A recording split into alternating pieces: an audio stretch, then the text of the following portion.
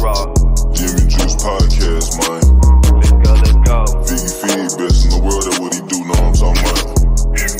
Ryan Rockett, born and raised in the H-Town, Houston, Texas. Know what I'm saying? Let's go.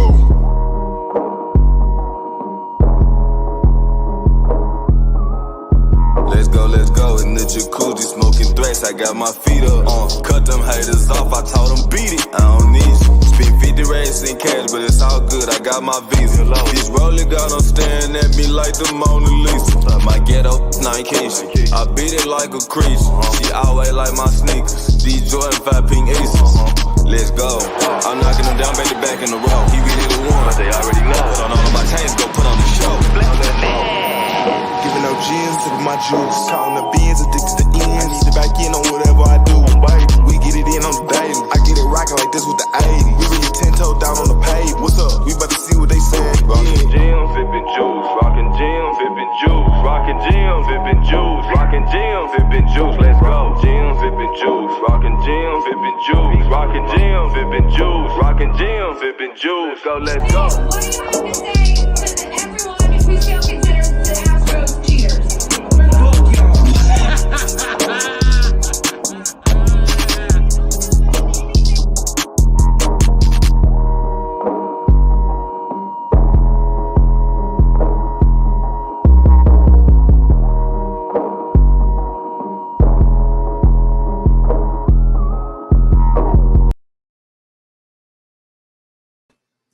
Oh, here we go.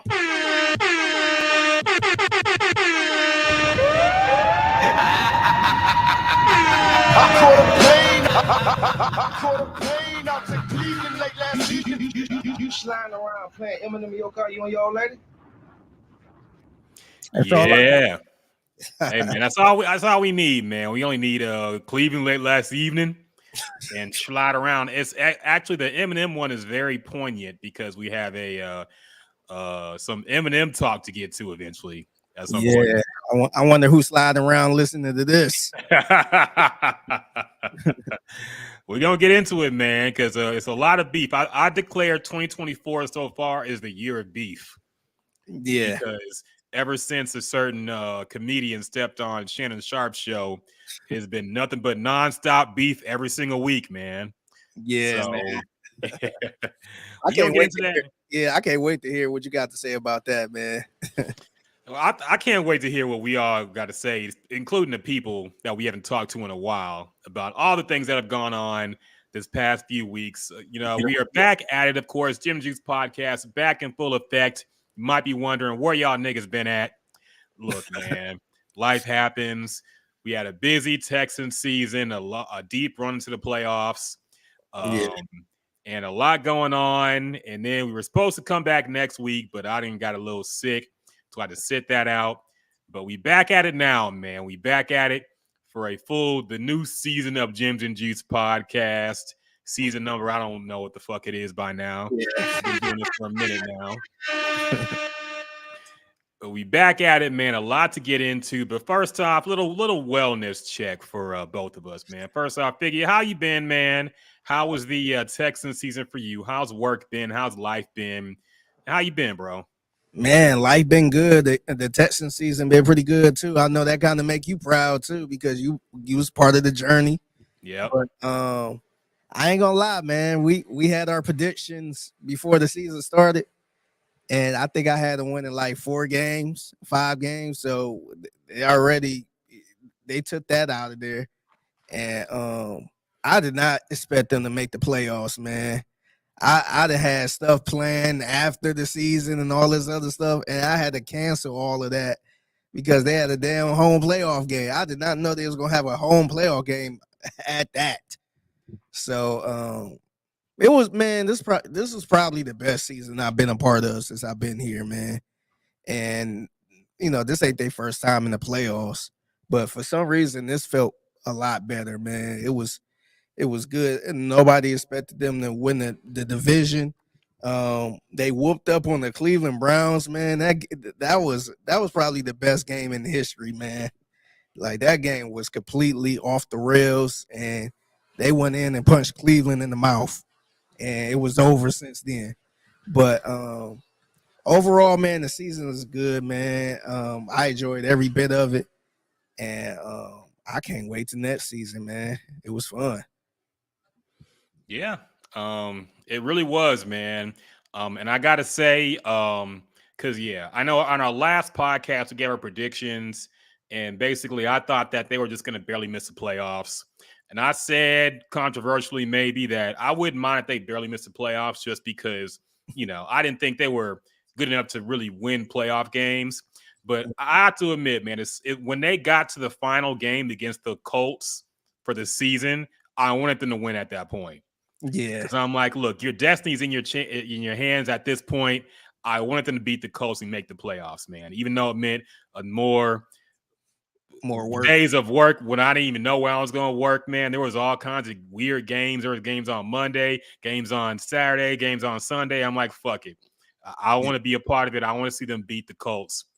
Yeah, So they beat the Colts. Everybody thought, the surprise dark horse Super Bowl candidate, Cleveland Browns, led by Joe Flacco, would yeah, eventually would just tear apart the Texans, man. yeah, And of course, that didn't happen. We saw that home game. The first only blowout of the whole season happened in the playoffs, which is hilarious. yeah, That's the only game Texans fans could have went home early. Really, yeah, like every other game went down to the last second, but yeah, this one, except the ones like the Jets and all that shit. But that was the away games too. But anyway, so I was very happy to see them beat the Browns. I knew they was going to get smoked by the Ravens. Like people tried to talk themselves into that. I'm like, come on, man.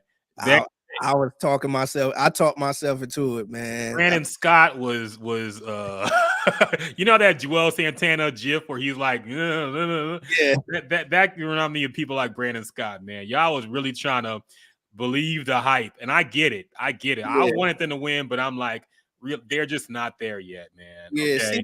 See, the thing was, I wasn't thinking like they were better than the Ravens, but I was just looking at the Ravens' history, Yeah. where some like they be good in the regular season and then they just fall apart in the playoffs, man. And I was kind of banking on them falling apart in the playoffs, them being rusty. But that was the last thing they were, man. They weren't rusty at all. And it was off. I think they was off like 3 weeks, man, because they ain't really play their players in I want to say in the last game of the season. They had a bye week, and then they came back to play the Houston Texans. So they were off for a minute. So I thought the Houston Texans had a chance, man, and clearly they didn't. Yeah, I mean, the defense was just too much for the Texans, man. They couldn't get an offensive. They couldn't even get in the red zone.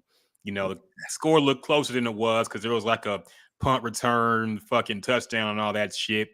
But yeah, the offense was just didn't show up that day, man. Unfortunately.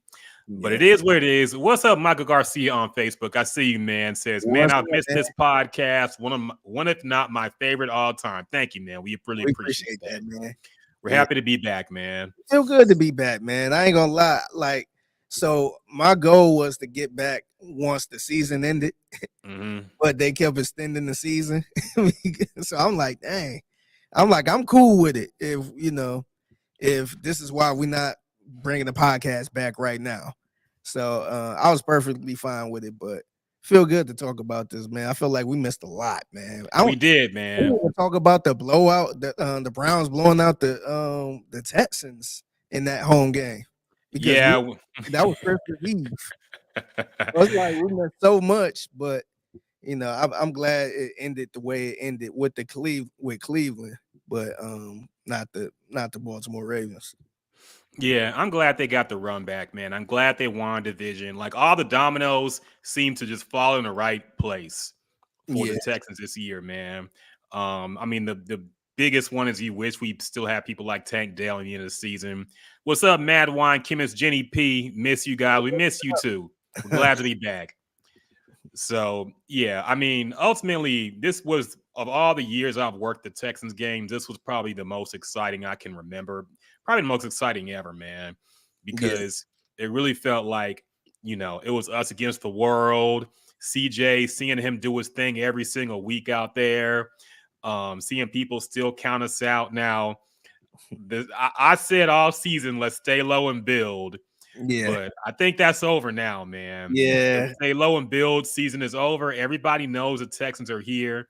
I'm sure they're going to be the dark horse favorite to win the AFC maybe next year for a few publications. The secret's out, man. yeah. So, CJ is the love child now, so he left Bryce Young in the water, man. oh yeah, Even everybody, same man. conversation, man.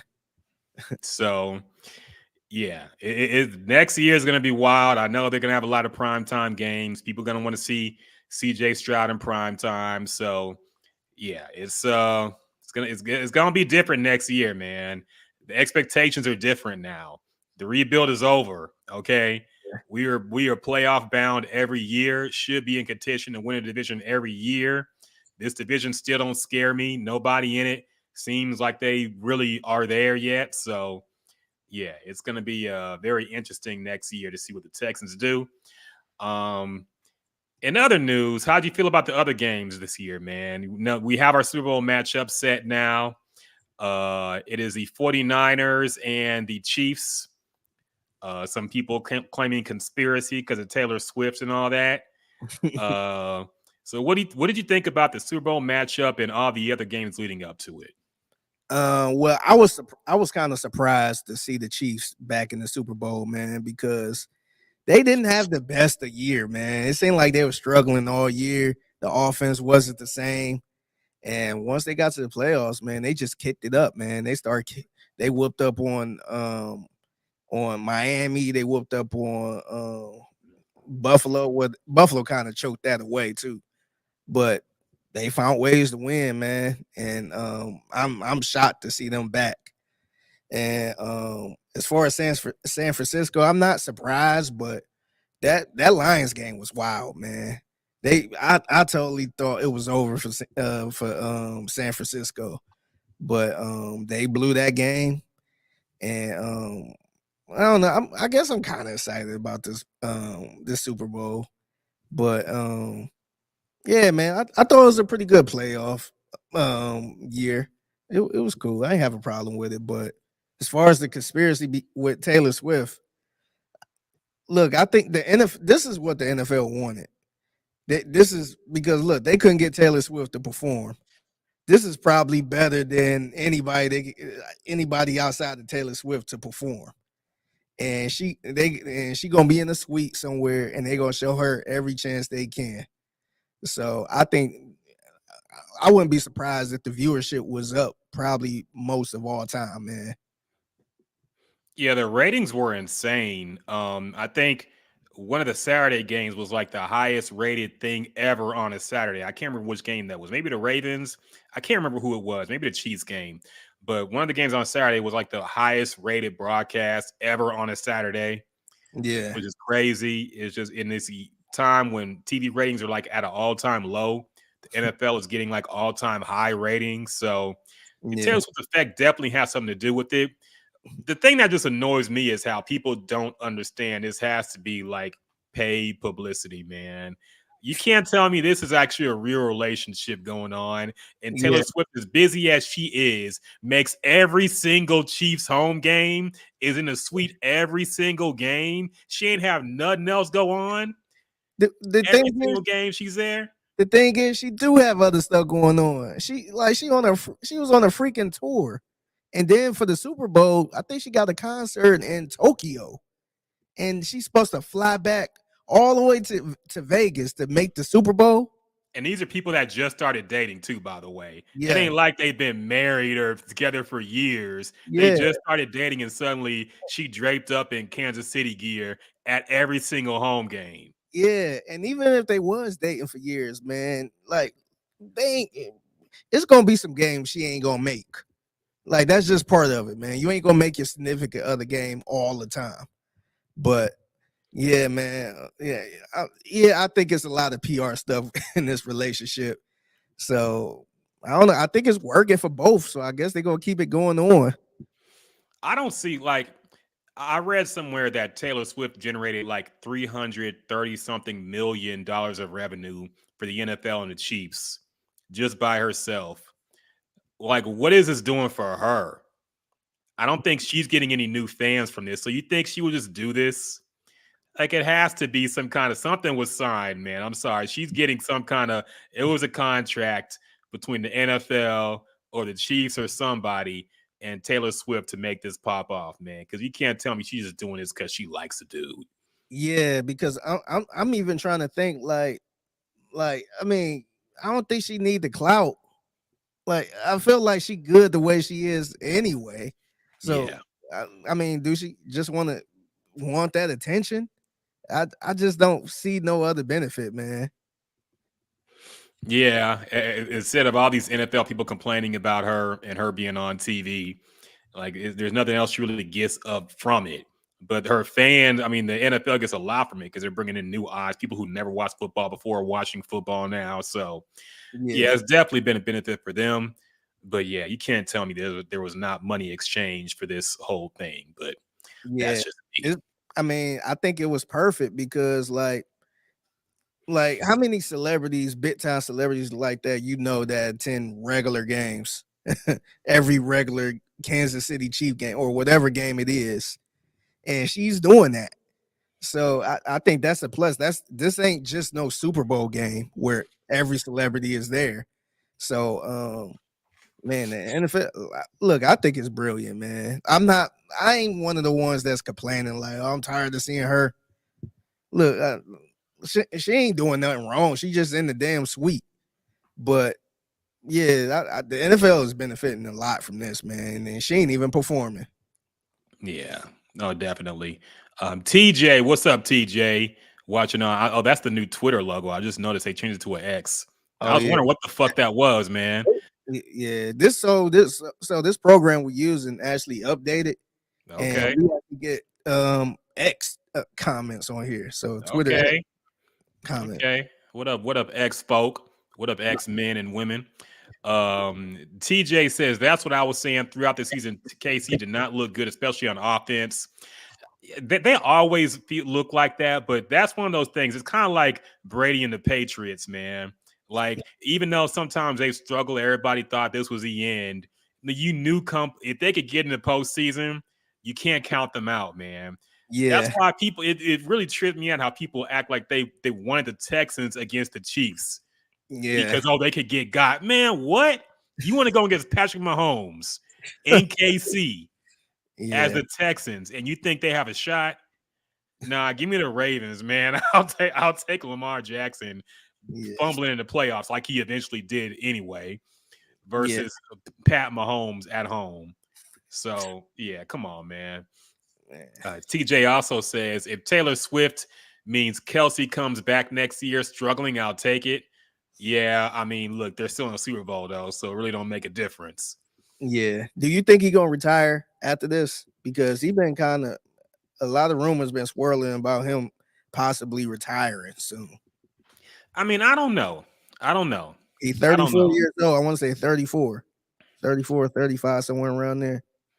I think did his brother just retire? Yeah.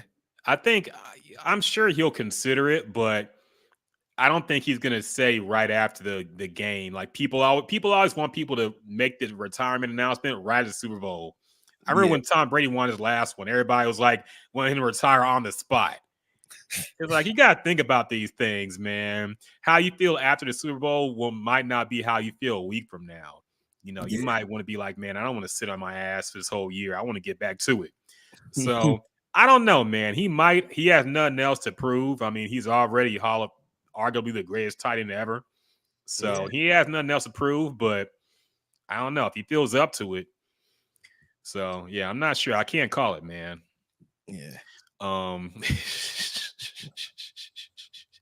This dude on Twitch, man. Come on, dog. What are these jokes, man?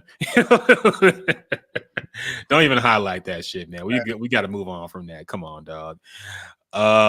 Anyway, did I do it for sports? Anything else in the NFL happen? I think that's it. We have our Super Bowl matchup now. We gotta wait for it. Should we do predictions for the Usher playlist? I don't Nah. really care that much either. Yeah, nah. This nah. Do you think he'll bring in any extra guests, any special guests? Um, I would say 100% he probably bringing Lil Jon and Ludacris to perform the one Usher song that constantly play that been playing since like 2002.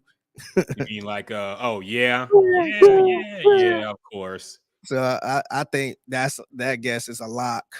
I think it was a list out there, different odds of guests that could appear. And who did they bring up?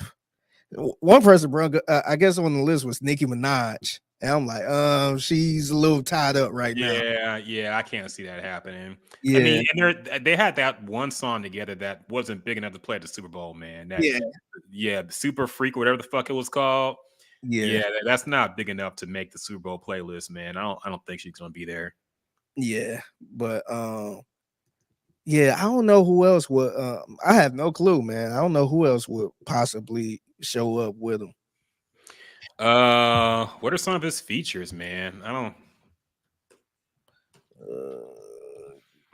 Yeah, I can't call it. I can't call it. It Is would it be nice to see Lil Jon and Usher up there, of course. somebody said, or not somebody, but I see something that say Alicia Keys. Do you think Alicia Keys will make an appearance? It being Rock Nation, I wouldn't be surprised. Yeah, But I can see that. Yeah, with the yeah, Jay-Z connection. Her, the singer Her. I could kind of see that too. And then somebody said Young Jeezy. I don't know, man. None of those really excite me, honestly. It'll be Yeah, nice and easy at the Super Bowl, I guess. But honestly, man, I'll be fine if they just keep it Lil Jon and Ludacris for that song, and that's it. I feel like Usher can hold his own. I I think feel so like too.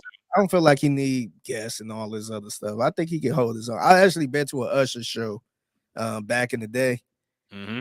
And, at first, I ain't gonna lie, I was coming in like, yeah, I don't want to, I don't really care. He probably got a couple songs. I didn't realize he had a bunch of songs, Yeah, like from R&B to his pop records and all that stuff. And he put on a real good show. I'm like, damn, I was impressed. yeah. I'm like, I know he's gonna do his thing. And plus, I heard a lot of good reviews on his Vegas shows. So I'm sure he'd be fine. Yeah, he's a good performer, man. I don't think he needs to rely on the gimmicks. But Yeah, yeah, we'll see how that shit goes, man. yeah. Um, so with that being said, there was some new music that dropped. Um, we'll cover the diss songs in a minute because there are several diss songs that dropped that we got to get into this year of the beef thing that's going on right now. But oh yeah, quick note: RIP to Carl Weathers, man. I saw he passed today. Yeah. RIP, of course, Apollo Creed, and he was in Predator. I thought it was kind of fucked up that they couldn't even fit like a cameo for him in those new Creed movies. Yeah. No, I know he's dead in the Rocky universe. He died in Rocky 4, but I'm like, come on, man. Y'all couldn't sneak like a flashback. You couldn't de-age him. I'm sure he would have appreciated one last like major motion picture paycheck, but Yeah. whatever. Yeah. RIP Carl Weathers, man. He's a legend. Yeah. So, albums that came out, man. I listened to a few. I don't know if you listen to these things, Figgy, but I bumped that the new Kid Cudi album that came out. And it was like one of those DJ drama mixtape type things. He's talking over the whole thing, kind of like what he did with Tyler, the Creator's album. Yeah. And it's actually pretty good, man. I enjoyed it. There were some good songs on it. I like the ones with Travis. It's been a minute. I can't remember the track list now. But Yeah. I just remember liking it, man. I thought it was pretty good, pretty kind of sounded fresh, kind of sounded like he was getting back to his back to some hip hop roots too, you know. So I enjoyed it, man. I actually thought it was pretty decent. And there was did you hear that album, the Kid Cudi album? I did. So I was surprised to see it because it popped up. I'm like, Yeah. oh, is this a new album? And I listened to it, and I was shocked to hear DJ Drama on. I'm like, okay, but I was really surprised it was more of a hip hop album with some. To me, I felt like this is what I expected Travis Travis Scott album to be. I expected it to sound somewhat like this, and I was very impressed, man. I actually like it a lot. The production on there was good, and like you said, he was actually rapping on there, man. So I was very impressed with this. I surprised. I mean, maybe I could be in my own little universe, but I feel like nobody's really discussing it all like that. But I thought it was pretty good, man. I enjoyed this album a lot. Yeah, I agree, man. It was just good, and I feel like this is now the bag that people are going to when they want to establish themselves in the rap again. You know, when Tyler the Creator was getting a little too artsy and losing the rap crowd, then he goes with DJ Drama and makes like a more rap focused album. Yeah, Same thing with Kid Cudi. People call him the humming shit. yeah, Now he goes links up with DJ Drama and comes back with some hard shit, man. yeah, So it seems to be the well people are tapping when they want you to know that they're back rapping and making hip hop. yeah. Maybe DJ Drama got the secret sauce. Apparently, man, something about him talking over the intro just hypes people up. I guess it Yeah, makes the songs better. yeah. So yeah, it's a pretty decent album. If y'all like Kid Cudi or like whatever he's done in the past, I recommend you check it out. There was a new 21 Savage album too, called American Dream. This one I couldn't get into, man. I have to be honest. I got like a couple tracks into it and kind of cut it off. I don't know if I just wasn't in the mood for it. The production seemed pretty good. 21 is a good rapper, but something about like hearing him tweet about we need to stop the violence and all this shit, and then going to a song that sounds like Red Rum. Talk about Slaughter Gang. Yeah, it's like his content is not changed at all, man. So I'm like, it just falls flat for me. I don't feel like listening to it anymore, especially when this dude was talking about nonviolence and now he's back on this talking the same shit he always does. But did you hear this album, Figgy?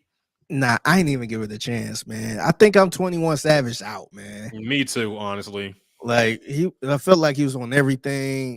He had the album with Drake. It just seemed like he was all over the place. And I don't know. I just wasn't into it. I didn't want to give it a chance, man. It could sound good. I don't know, but I just didn't want to give it a chance. By the way, since we talk about 21 Savage, did you see him on Shannon Sharp's podcast? Yes. At least I saw the clips. I saw him talk about I saw that clip of the spelling bee. that dog. That was so funny, man. He said if y'all haven't seen it, 21 Savage was talking about he said somebody asked him to spell the word supercalifragilisticexpialidocious. And he said, that's real funny because I actually won the spelling bee in 5th grade spelling that word. And I won the math competition too. And Metro Boomin was recording it. He stopped. He was like, man, this nigga said he won the spelling bee in 5th grade spelling supercalifragilisticexpialidocious. That's just funny to me, man. Like I don't know what the rules of spelling bee are, but I was in the spelling bee and I did pretty good. I don't think they asked words like that, man. Yeah. That's a word from a movie. I don't think they would ask that in a damn 5th grader spelling bee, dog. Maybe he had a different thing. Maybe it was a UK where they had different rules. I know. I'm gonna play it real quick. Salute Uncle Shay Shay on the podcast, man. But niggas sit on his couch and just feel like they could say anything. Look at this nigga just looking for a lie to tell. We was just talking about this last night. We was playing the game, and they was like, spell supercalifragilisticexpialidocious, and it was crazy because I won the spelling bee in 5th grade spelling that same word. Wow, and I won the math competition that same year. This nigga said he won the spelling bee in 5th grade spelling supercalifragilisticexpialidocious. Come on, man. Now I understand we gotta take what rappers say with a grain of salt, and I hate to think that somebody would just look. This is a more innocent lie, I guess. Is this something that's even worth lying about? I think the thing is when certain people get on platforms, they want to look smart, man. Okay. Like if he was doing a interview on Breakfast Club, he would definitely not brag about this shit. Okay. But he's on with Shannon Sharp. He knows like there are more eyes than rap eyes looking at it. So he wants he's gotta pump up his academic exploits, man. He's gotta look a little more book smart and learned. But I don't know, man. Why there had to be a more believable lie than that. Yeah. I can accept him winning the spelling bee. I don't want to say is that's ridiculous. I just think the word he spelled was ridiculous in the Yeah. spelling bee. I don't think he got asked that, man. He always had some funny ass moments, man, during interviews. Remember the time when he was on, I think he was on the Breakfast Club, and he was dating Amber Rose at the time.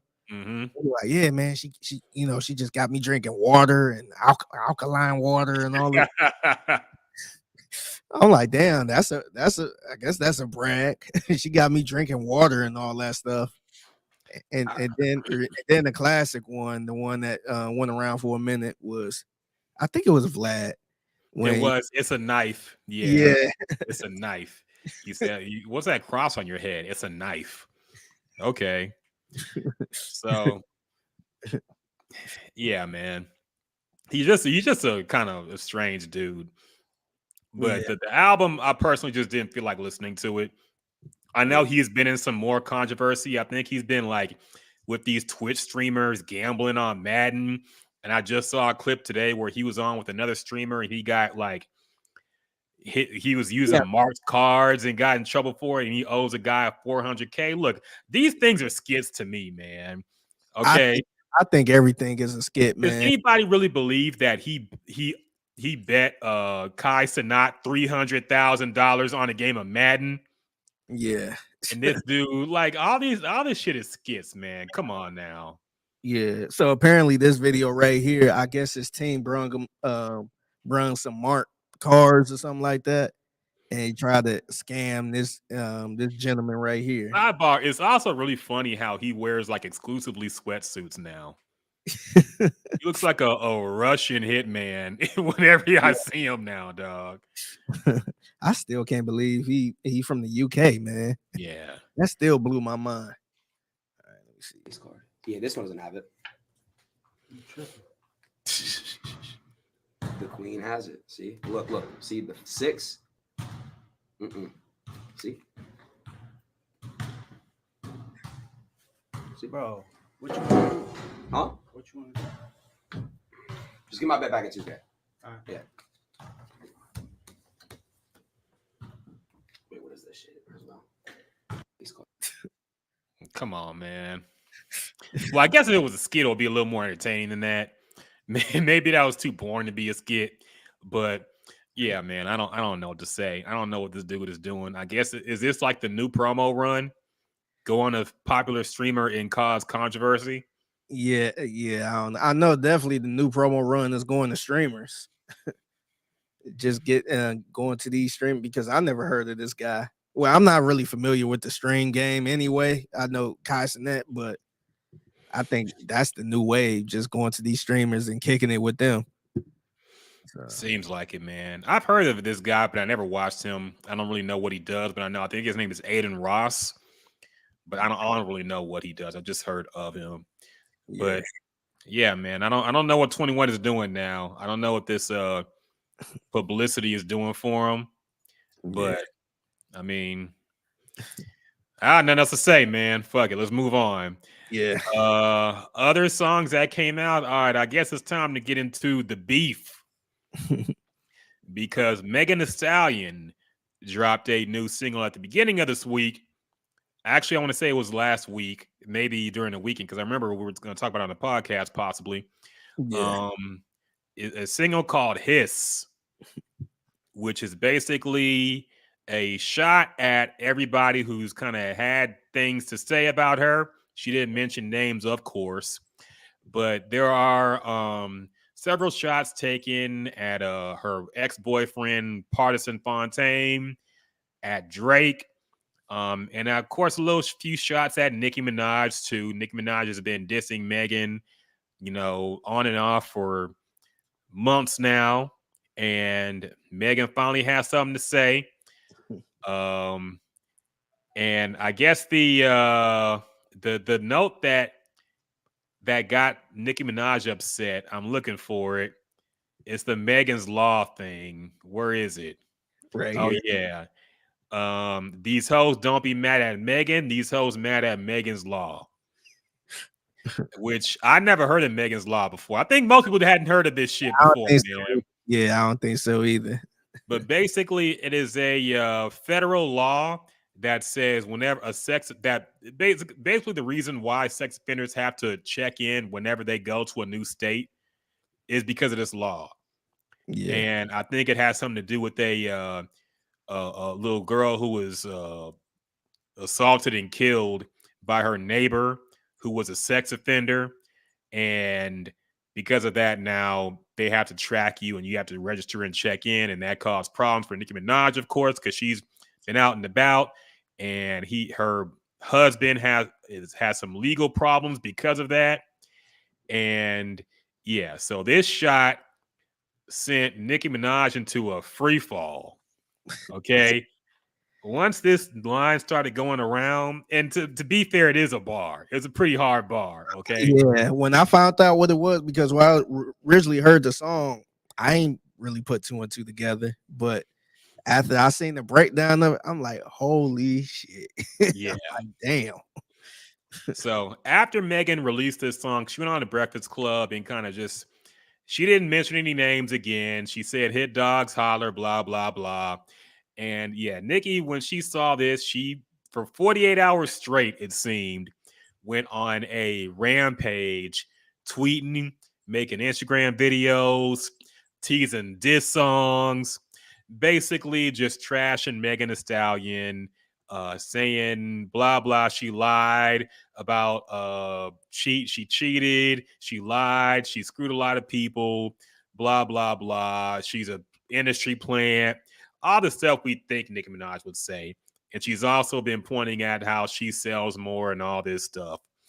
And Nicki eventually did release her own little diss song. It was called Bigfoot. One of the laziest songs ever made has to be. Like, even the art, you could tell she just went to fucking the AI Mid Journey thing and just said, draw a Bigfoot fingerprint in the city, and then just put that shit as her art. So yeah, awful song. I wouldn't recommend anybody listen to it. It is not even worth discussing, honestly. Has to be like the worst diss song by a major artist ever, I feel. You know, it makes Meek Mill's response to to Back to Back look pretty decent. Okay. That's how bad it is. It's an awful song. And she's kind of been getting clowned about that, but yeah, it's turned to a whole thing. I don't think Megan's said anything since then. She doesn't really have to, Yeah. because Nicki is digging her own grave. But Figgy, what are your thoughts on this whole thing? And what do you think is going on with Nicki? Yeah, so as far as the Meg song, I thought the Meg song was cool. I thought it was a good song. I felt like she did what she had to do on there. She was rapping. She was like rapping on there, and like she had some cool stuff. Like even the shot she took at Drake. She talked about the fake accents and other dudes' hoods and all that stuff. I was just like, damn, she ain't playing no games. The plastic surgery, the fake abs, shit like Yeah, that. Yeah. you got scars like I do. I was just like, man, she ain't playing around. But I thought that song was good. Nicki just she went insane on social media and all that stuff, where that was kind of a turn off right there, where I'm like, man, she better be coming out blazing. And then I heard the situation where I guess she had the song lined up, but it was on Megan's producer beat. Was Lil Juke. Yeah. So I guess they end up blocking that, which I respect. I respect that, because we playing chess at this point. I ain't about to let you diss me on my producer's beat. So they blocked that, and I guess Nicki, she got upset about that and had to put it on another beat. and it did not sound good. I agree with you. It did not sound good. Nicki had a couple clever stuff in there, but it was just so basic, man. To me, I just like I thought I was tripping because I think I got a lot of barbs that just be popping up on my timeline. But the whole Bigfoot, so I call her Bigfoot. Get up on the good foot. I was just like, is she for real? Like what is like to me? It was just like Mickey Mouse type of rap stuff, man. And then Nikki, I think what she really lost me was her rapping in all these different voices. I'm just like, what is she doing, man? Like, no, it's a time and place for that. And I know Nikki is an expert in changing her voice and changing the style and all that stuff, but it just did not sound good. The beat didn't sound good. Um, I just didn't understand it, man. I just didn't understand that whole Bigfoot. So I call her Bigfoot, and that was so stupid, man. I just didn't get it. But as far as the whole beef, though, because a lot of people was trying to figure out where did this beef even start.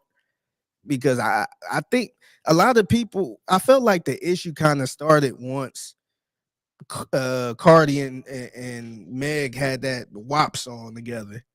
And this was kind of shortly after her and Nicki had the song together.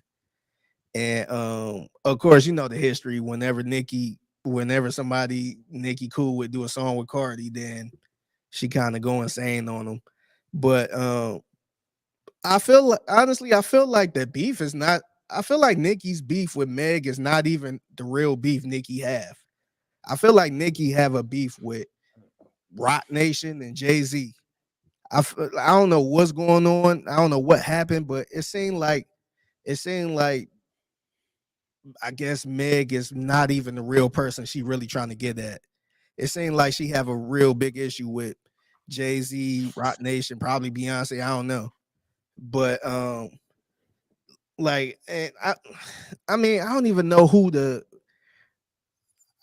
what it is too, because I kind of understand a little bit of where Nicki coming from, because it seemed like once Cardi came out, it seemed like everybody just turned towards Nicki, and it seemed like I got to be honest, it seemed like they was kind of doing her dirty a little bit, especially with the Grammys, trying to put her up against some big dogs that she's not even nominated, that's not even the same genre and stuff like that. It seemed like to me, it seemed like the whole industry kind of turned their back on Nicki a little bit. I don't know why. Maybe it was a Nicki thing. Maybe she was an asshole to work with.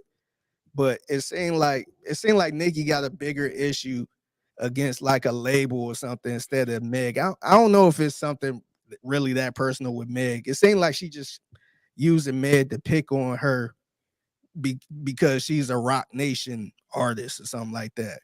But it's really interesting, man. But like I said, that song Nicki put out wasn't it, man. It was rough to listen to. It was kind of sad, man.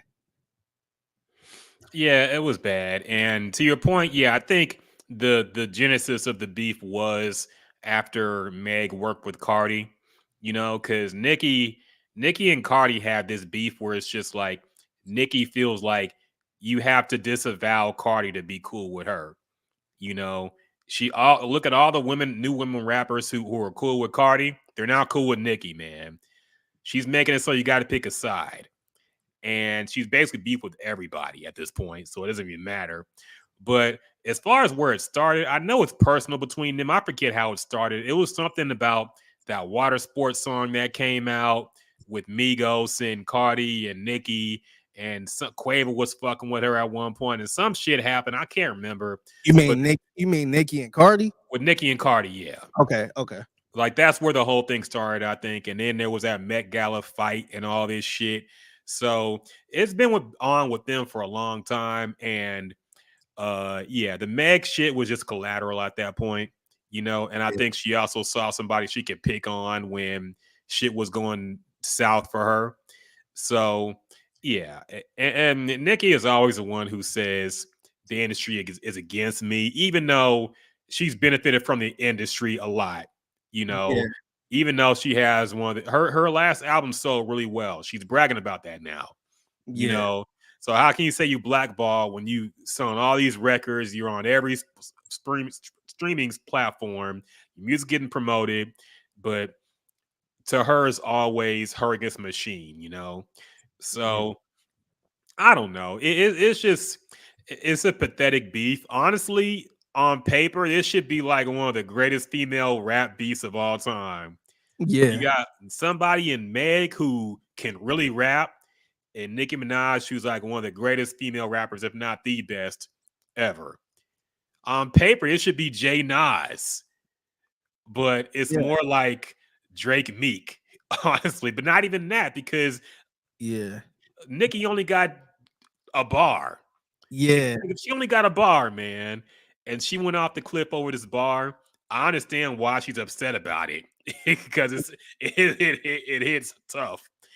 yeah, But here's the thing, man. You really can't say anything to you married a convicted rapist. yeah, What can Nikki say in response to that people would be like, oh damn, she got her, to Megan? yeah, You yeah, fucked a lot of people, we know that. You got shot in the foot, we know that. You're an industry plant, okay, whatever you think. All right. I yeah, mean, you chose this man who was convicted rapist and had kids with him, and now you got to check in everywhere you go. What can you say against that, man? yeah, So it's rough for Nikki. I know she wants to do something to be like to have people back on her side, I guess, but there's nothing she can say to Meg. yeah. I think she know. Well, I don't even know if she know it because like she just been going nuts for probably like a whole week straight, just on Twitter, just trying to retweet. And this the one thing I kind of respect what she doing because she ain't really got nobody that much on her side. But the Barb's is on her side. So she had been interacting with a lot of her barbs. She been doing that little radio hit, station head, or whatever that is, just interacting with all of them, and they the ones that's kind of carrying that song, even though the song is not that good. They carrying that song, and I don't know, man. It seemed like it really got to her because Meg didn't say anything after that song, and and Nikki is constantly just keep tweeting these lyrics. She doing everything she can, man. And I don't know, man. I don't know if Nikki gonna drop something else because I think she was teasing like. Long story short, she was pretty much saying like she got the real footage of what happened that night and all this other stuff. Also, the police don't have it, but she does. Okay. And see, that's the other thing too, because a lot of fans that are like Tory fans and uh against Meg, they just think like, oh yeah, this when this dropped, then the truth really gonna be shown. I'm like, man, the dude is in jail, man. The dude is in jail. They had a whole ass trial. It's just like what? So nobody had this video. It was totally gone, and now it's gonna appear after a beef, a song. It's just I don't know, man. That's the one thing that irritate me with these little conspiracies and stuff like that because this stuff don't even make sense, man. And Nikki also she mentioned how she don't want I got another song. She don't want me to drop that one.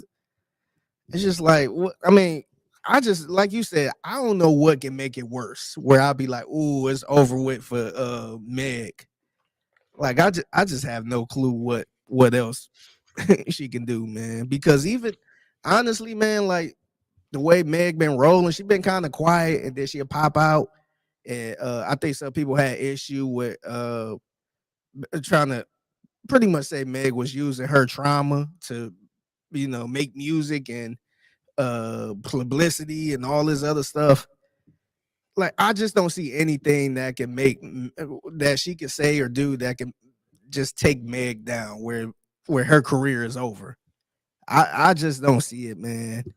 And I don't know. This is one of those beefs where everybody might as well just stop. Meg threw her song out there. Nicki responded, and I felt like after that it should be over. Yeah, man, that argument really has no weight. Like, I don't know who that's supposed to sway. Like, okay, she got shot in the foot by her boyfriend, and you're saying she's milking that? Like, that's the comeback strategy? Yeah, Like, I don't understand what. Well, I don't know what's going on through her head, man. But what's up, Mick Martinez? See you on Facebook, man. Says back in the dead, where y'all been? We just been kicking it, man. We've been busy during the Texans season, but we back at it now, back in full effect for the new Gin and Juice season. So we back, man. But yeah, man, I don't know where else this can really go at this point. You know, I don't know. I doubt Megan really. I'm pretty sure she's not going to respond again. You know, I don't think she needs to at this point. Um, and the disappointing thing is Megan was on a comeback, man. I mean, not Megan. Nikki was on a comeback. yeah, with She that had a, album, yeah, yeah. She was actually, even though she still had the skeletons in the closet and all this stuff going on, it seemed like she was finally in the good graces of people again, man. Like, she had a good selling album. People seemed to like her again. She was doing her thing. And now this comes out. yeah, And the thing with her fan base, man, and that's the thing I really hate. I don't think it's been called out enough, is how Nicki Minaj is like the only celebrity who like energizes her fan base to attack people. yeah, You know, everybody else with these fan bases, they don't really talk to them. You yeah, know, there's nothing wrong with talking to your fans, but she energizes. There's a certain energy that comes with the Barbs, man. They're more violent, it seems, than other fan bases, dog. You yeah, see how I saw a report that said that they're increasing security around Megan's mother's gravestone because they read threats of people going to go and violate it. yeah, Shit like this is insane, man. Come on, yeah. dog. Dude, I don't even know if I'm a fan of anything that much to do something like that, man. That is ridiculous, man. But that's how people feel when they're like, "Wow, our favorite celebrity actually talks to us." You Yeah, know, they really want to be soldiers for that person, man. So, and that's the thing I've always hated about her: the fact that she energizes her fan base to attack other people and other fans, and a lot of toxic shit from this stan culture comes from her and the Barbs, man. You know, the Beehive is autonomous. Beyonce don't talk to nobody. Okay, the Beehive just acts on their own. And yeah. honestly, they're kind of dead They now, man. kind I of don't yeah, see much. they slowed down a lot. They've been kind of quiet since that album, man. Yeah. Like they tried to keep that album alive, but it got real quiet. They was around a little bit for Renaissance, the tour, but It they've was been there. kind of I didn't quiet. see a lot of noise about the movie either, man. Yeah, Like I I think the couple Beehive just getting old. I think so too. Yeah, true. They were stressing about the doggone concert. Like, oh man, I gotta take some energy drinks. Yeah. Concert. We gotta wear all silver, y'all. And yeah, I think the Beehive getting a little washed, man. Yeah, they at the internet fan retirement home. I think, man, they can't be out in the internet streets no more. Yeah, They're probably mostly on Facebook too, so that might be the problem. I don't think they on Twitter and Instagram like that or TikTok. So yeah, yeah, I don't know, man. But yeah, I have nothing else to say about this beef, man. It's whatever to me now. I was looking forward to see if Nikki was going to try to bar Meg up and say something clever, but she didn't. And I like speculating whether people are on drugs, but this has to be some kind of influence behavior, man. I can't believe she's sober through all this shit, dog. yeah. This I don't know what it is, but it's something she's abusing that has her acting this way. I feel. Yeah, dude, I honestly, man, I would be scared to be around her because it seemed like, let's say we had her in studio to do an interview. I feel like she will overtalk us. She wouldn't let us talk. She would yell. She would just start saying some weird shit and start going personal on us. I feel like she would do all of that, man. I would be scared to actually be around her, man. Like, I don't know what the hell would happen, but yeah, I would be nervous to be around her. Oh yeah, for sure, man. She seems unhinged. And yeah, it's very, I don't know. She needs help, I feel, probably. But in other beef news, another beef track dropped. Something I didn't think I'd see in the year 2024. Apparently, Eminem and Benzino are beefing again, man. One of those random beefs I never thought I'd see revitalized, especially by Eminem. Yeah. Now, I could have given you that Benzino would have dissed Eminem in 2024. I didn't think Eminem would diss Benzino in 2024. But Eminem released a song. I want to say it was a feature. I can't remember what it was off of, but I gotta look. Okay. I'm looking for the first song. Okay, Doomsday Part 2. Let me look up. I think that's what it was.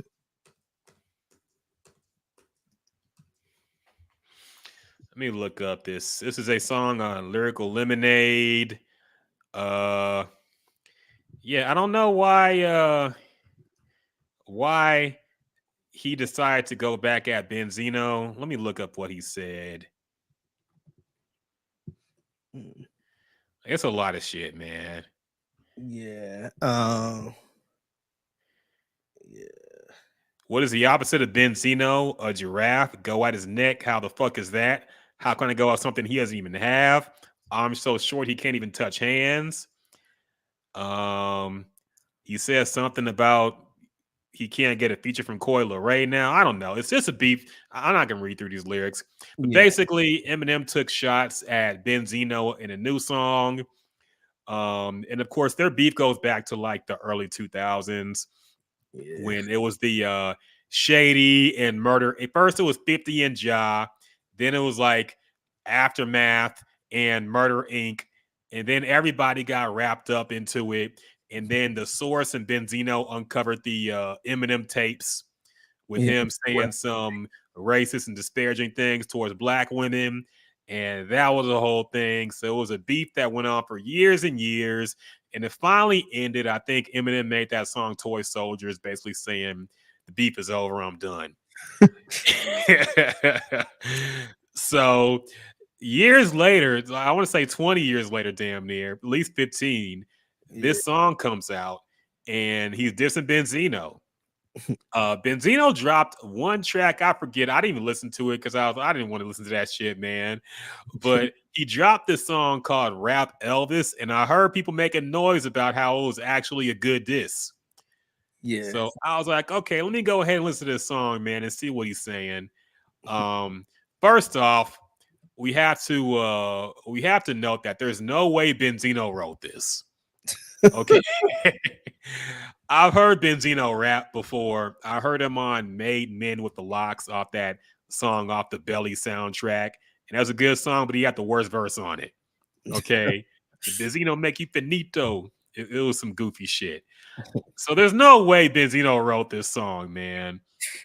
He might have wrote it. I don't know. No, man. If you hear this song, it's one thing to look at the lyrics, but if you hear the song, there's no way Benzino just learned to rap like this overnight, man. He's never rapped like this. Okay. The flow, the composition, the way all the words like just fit together and made sense. This can't be a Benzino original, man. But look, there were some shots here, man. There were some shots. He basically said, Eminem picks on easy targets. He doesn't go after real MCs. He doesn't do anything for rap. He doesn't support his own city and his own artists. Yeah. He all the shady artists basically flopped and failed, and he shot at them out by name people like Stat Quo and Obi Trice and Cassius, people we haven't heard of in a long time. He's saying, a lot of stuff that, and look, there are some facts here, man. There's some facts. He said, you like to pick the low-hanging fruit. Let's get this clear. You dissed Elton John, your mom, your ex, Britney Spears. You dissed Lana Del Rey, Moby, Iggy, not Iguodala, the white broad. Is he shitting me? Will Smith, Nick Cannon, Insane Clown Posse, a retired Joe Budden. When I tell a lie, stop me. Machine Gun Kelly, that boy damn near whipped you. Come on, dog. How Vanilla Ice gonna diss you?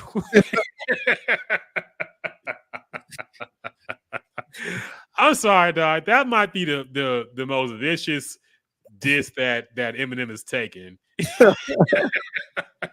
So is this passing the MGK diss? Yeah. I mean, looking back, I like the MGK diss more so because you just didn't expect he would have that in him. Yeah. But looking back, that diss wasn't all that, man. You know, when I went back to listen to it a while back, and it wasn't what I thought it was, man. It was just more impressive that he actually said something that we, kind of could, it was a shot, Yeah. but it wasn't that good, man. I think that diss song was more of a moment. Yeah. Because like nobody expected that. And he came out of nowhere and did that. And to the point, I think Eminem did an interview where he was pissed off because he like, now I gotta respond to this dude. He was like pissed off. Now he gotta like take this dude serious. And I think that was one of those internet moments where it was just like, damn, I remember when that happened, and it just caught everybody off guard. Especially because, like, let's be real, ain't nobody don't think of rapping when it comes to MGK. Yeah. I mean, not anymore. Yeah, so it just came out of nowhere. But yeah, man, but this is the other part that got me too. I guess I never really dug in on Eminem's history, but I know he was from Missouri. So I guess he moved to Detroit at a little older age, I guess. And I'm not taking nothing away from that, but I didn't know he's from Missouri, man. Yeah, I didn't know either, man. There were some things unveiled that I just had no idea about. We see Spoon on Facebook. What's up, Spoon? Said Figgy's been blowing up. Damn right, man. Well deserved too. I'm trying, man. So I meant to ask you about the watch parties too, man. That shit looked lit. Yeah, man, it was really good, man. I wish, it was a bunch of times where I wanted you to come through. Yeah, but I know you work in the game and stuff, but it was a success, man. Pals and Pigskin was a good success. Has really good turnouts and all that stuff. So that's dope, man. That's dope. Spoon also says MGK became a different artist after M. Yeah, he really did, man. And that's what kind of killed it too. The fact that when Eminem shot back, that was like the end of MGK as a rapper. He went to rock and then just never came back. I know he's trying to rap again now, but ain't nobody want to hear it. Stay over there now, man. So, but yeah, man, I have to say, in terms of diss songs, this is a pretty good one. Okay. I mean, when I first heard that Benzino dissed Eminem, I was like, okay, he's gonna call him white. He's gonna bring up the tapes. He's gonna say all the shit we've heard before, man. But this, he actually took shots of substance, man. He took things that only people who really know about hip hop would think about. Yeah. He brought up the artists. He brought up the fact that other people dissed him and he ain't saying nothing. He said, just talking about he don't represent where he's from. Other artists talk about how he don't do things for the city. Stuff that he kind of has to answer for, man. Yeah, it's a lot, man. It's a lot of content in here, man. It ain't just a whole bunch of BS type stuff. It's not just name calling, man. It's not just name calling. There was some goofy shit he put in there. He said something like, "Why didn't you show up for Nipsey Hussle in Pop Smoke's funerals?" When I'm like, what is Eminem supposed to do there, man? Like, why would he show up to people he never talked to or worked with for their funeral? It will look very cloud chasey if he did. So, yeah, man. Eminem, like, he's got to, and I don't want to hear no rap god super fast rapping with the clever. He got to go into 99, 2000 Eminem for this one, man. He need to dig up some damn dirt at this point. Yeah. I need some shit on Benzino at this point, man. Benzino, and that's the thing too. Benzino has a lot of dirt, man.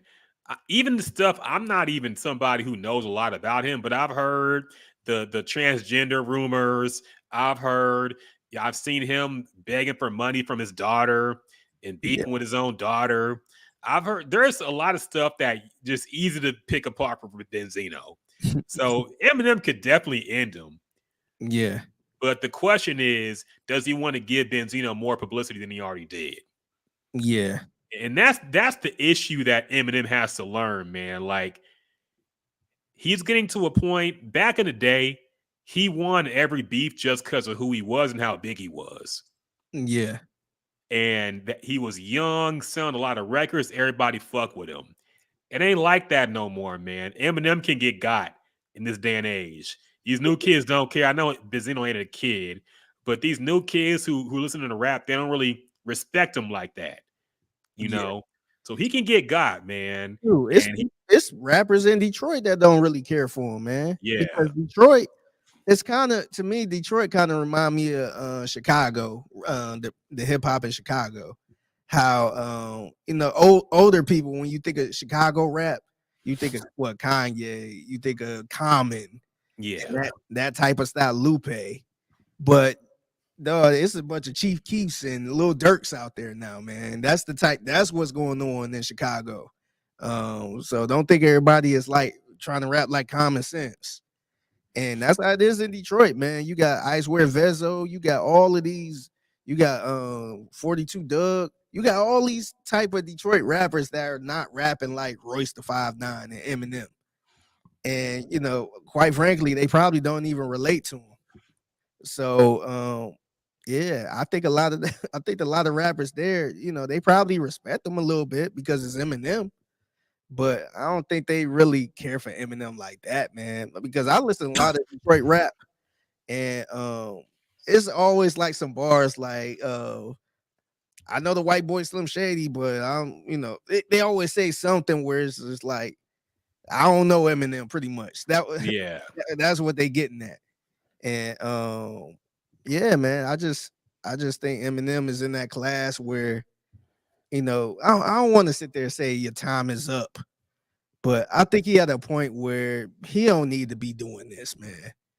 Like, it's cool to show off your rap stuff, and I get that you gotta, stand up for yourself. But like, why are you sitting there dissing Benzino 30 years later, man?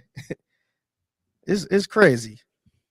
Yeah, I mean, and Detroit kind of had a renaissance in rap, man. A lot of hot rappers came from Detroit now, and I think they kind of resent the fact that when you think of Detroit rap, you think of Eminem only, Yeah, because a lot of these new kids, they coming up and look, they're not influenced by him, man. Obviously, you could hear the rap and you could tell they didn't grow up listening to Eminem, you yeah, know.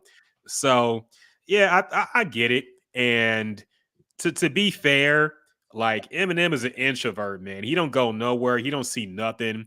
So I didn't expect him to be outside in Detroit in 2024 trying to put new yeah, rappers on, man. That's just not who he is. yeah. But look, man, it's beef. It's a rap battle. You got to bring up whatever you can. So I respect it still. And yeah, now since he started this, he has to answer for it.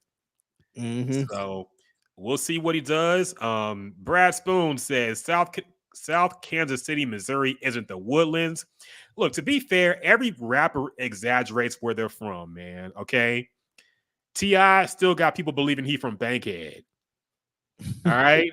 Like every rapper exaggerates where they're from. Even though Eminem claims Detroit, I'm sure he wasn't born there, and Yeah. but it is no big deal to me. Yeah, and I wasn't saying that as a slight that, oh, you ain't from Detroit, you from Missouri. I wasn't saying that as a slight, but I just thought he was from Detroit, man. That's kind of like Soldier Boy, us growing up. I thought Soldier Boy was from Atlanta.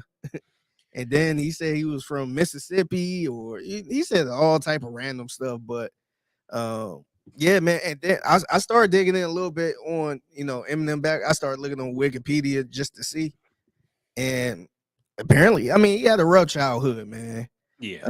With his mom, he had issues with his mother, moving all over the place and all that stuff. They ended up in Detroit, and yeah, I was just I just had no idea. I thought he was born and raised in Detroit, man. I just had no idea he was, in Missouri. Yeah, yeah. It's yeah. It like look, everybody's gonna attack that. It's the rap. Like I said, I get it, but every rapper exaggerates where they're from, man. I always think about that one rapper who claimed like O Block or whatever. And there was an interview where they asked him where he's from, and it was like a 45-minute clip of him trying to explain. And there was all kinds of hypotheticals, like, man, if my mother lived here, I would have went to this school when in high school. What? Like, nigga, what? There was all kinds of hypotheticals and like, dog, just say where you from. Yeah, He didn't want to admit he wasn't from O Block, so he yeah, had to make up all this bullshit about not being from like the South Side of Chicago or wherever the fuck it was from, man. So yeah, yeah. it's everybody exaggerates where they're from. I'm glad I don't have to do that, man. Because like I always run across people that's from Cleveland and here, and then they be like, "Oh, what part are you from? Cleveland, Cleveland." I'm like, I'm not. Yes, I'm not from Shaker Heights. I'm not from Cleveland Heights. Like, yes, Cleveland, Ohio, 44105 was my zip code. So, yeah, that's a good thing. And I actually went to public schools too. So, you got some people that are like, oh yeah, I went to Bedford or I went to a private school. Like, nah, I was a product of the Cleveland public school district. So yeah, that is funny because you got a lot of people that just say I'm from here, but really, like you see it in Houston, man. You got Oh people. yeah. Say, oh yeah, I'm from the north side or I'm from this side, but they from Pearland or Katy or something. They kind of went there, which I mean, I don't know. Take it for what it's worth, but no, Yeah. I see it a lot, man. Yeah, just say it with pride, man. That's why I liked our boy Dende. He proudly repped Katie, man. He Yeah, ain't try to bullshit it, dog. He ain't try to say I'm really from South Side of Houston, man. Third ward. But then my mama moved, and we went here. And then he just said he from Katy, man. I respect it. yeah, man. Um, Yeah, you got a lot of that too. A lot of people just kind of, they stay in one area from when they was 4 years old, 5 years old. yep. And then when they get older, they just claim that area. Like, yeah, this is where I'm from. Like, I can honestly say I'm from 123rd and Leonard Crave, which is a rough hood. So I can't claim no other hood. I stayed there all my life, and that's exactly where I go whenever I go back to Cleveland. So I do feel good about that. That I ain't got to sit there and explain. And oh yeah, I stayed over here for 2 years, and then we moved over there, and I got family over there, and all this. I went to school in East Cleveland, and all this other shit. So yeah, man. Yeah. It's always funny how they gotta fucking try to make they in the hood by association, basically. Well, my cousin lived there, and I used to go over there all the time. So I'm like, nah, man, that don't count. Fam, that's how some people got in the hood, man. Some people be from the suburbs, and they start hanging with somebody from the hood. Yep. And then they just be a part of that hood where it's like, dog, your address ain't even over here, man. Like, you never been over here. Like, if it wasn't for this person, you wouldn't even be here. So they just be in it by association. Yeah, it's kind of like what Drake did with his cousins from Memphis. He was trying to ride that wave with his family members from Memphis, man. I'm like, all right, Drake. Yeah. And Spoon says I'm from Wichita, Kentucky. Is that? No, can't. Is that good? Kansas. Kansas, that's right. Hey, why? I'm losing my mind, man. Murder Gang Capital in the 90s. Yeah, man. There was a lot of was that really the Murder Gang Capital? Wichita, Kansas. I know that's where does Tech Nine claim? I know Tech Nine from Kansas. Yeah. Yeah, that song Kansas City Choppers. But I don't know, man. That shit's wild, dog. But yeah, this Eminem and Benzino thing, I didn't think we'd talk about this in the year 2024, of course. But Eminem got to say something now, man. He done stirred up the hornet's nest, and now he's got to respond. We'll see what he says. I don't. Whatever Benzino said after this, I don't think he's gonna top this song. You Yeah, know, so we'll see. But yeah, Eminem has to get in the booth, make something clear and concise, just take them apart and move on. You know, kind of yeah, like how he did with MGK. You know, yeah, just make the diss song and then don't mention it again. yeah. So I wonder why he mentioned this in the first place, man. I don't know, man. Maybe something happened behind the scenes. I don't know. Maybe he saw Coi Leray getting some fame, and he was like, he didn't want Benzino to get a platform and start talking about imps. Maybe he felt like he got to take a preemptive shot. I don't know, man. But yeah, it was kind of strange how, like we said, a lot of people made Game went on like a whole thing trying to diss Eminem and made diss songs because he was trying to get Eminem to reply, and Eminem didn't say nothing. Yeah, But he talks about Benzino. yeah, Kind of goes to Benzino's point, man. He's picking on the people he thinks are weak. yeah, He ain't want to get into it with Game. yeah. That's so weird. I wonder. I don't know, man. I'm glad I ain't a rapper no more, man. Because I'm like, how do you pick and choose who to go after, and then somebody else that's naming you directly, you get nothing from that. You just you just move past that part. But yeah, Yeah, I mean, especially since like they were on the same label, like they were a lot more closely linked than Benzino lately and Eminem lately. So yeah, I don't know, man. And Eminem could have definitely won that game. There's a lot of shit you could make fun of about with Game, man. All right. But for yeah, some reason, he just did not want that. And I think part of it is the fact that he doesn't want what's obviously going to happen, which is a black people siding with Game. yeah, like he just doesn't want that to happen. And I get it. yeah, But I don't think he wants to make it like a race war type thing, man. I don't think he wants like people to, because he wants respect from the rap community, man. He does. And he doesn't want to see them side with Game just because he's white. yeah. So And see, that's the confusing thing too, man. Because it's like, I mean, we heard the the tapes that was they was trying to keep from us for years. yeah. If I'm in Eminem position, I'm shutting the hell up. I'm not beefing with nobody no more, man. I'm going to the Lions game. I'm going to the Pistons games and all that stuff. I'm not doing anything anymore. Like I look, like it's a lot of people never heard them tapes or that audio before, and now that audio is circulating around. So it's a lot of people that never heard that before that's just now hearing it as we speak, and are like, "Oh no, I'm cool on Eminem." Like I don't need that.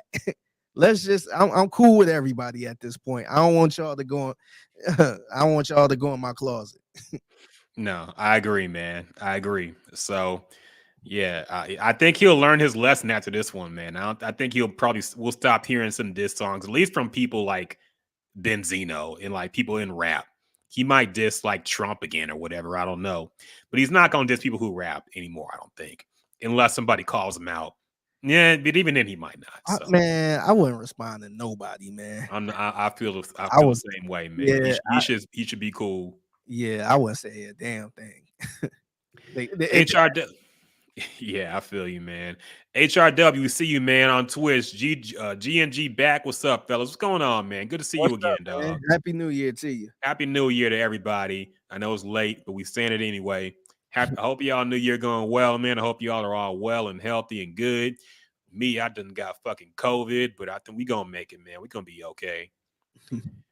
Other things that happened this past week. Where do we start? Oh, speaking of beef, I guess we'll go. We'll go out of On with order. the beef. Fuck it. Yeah.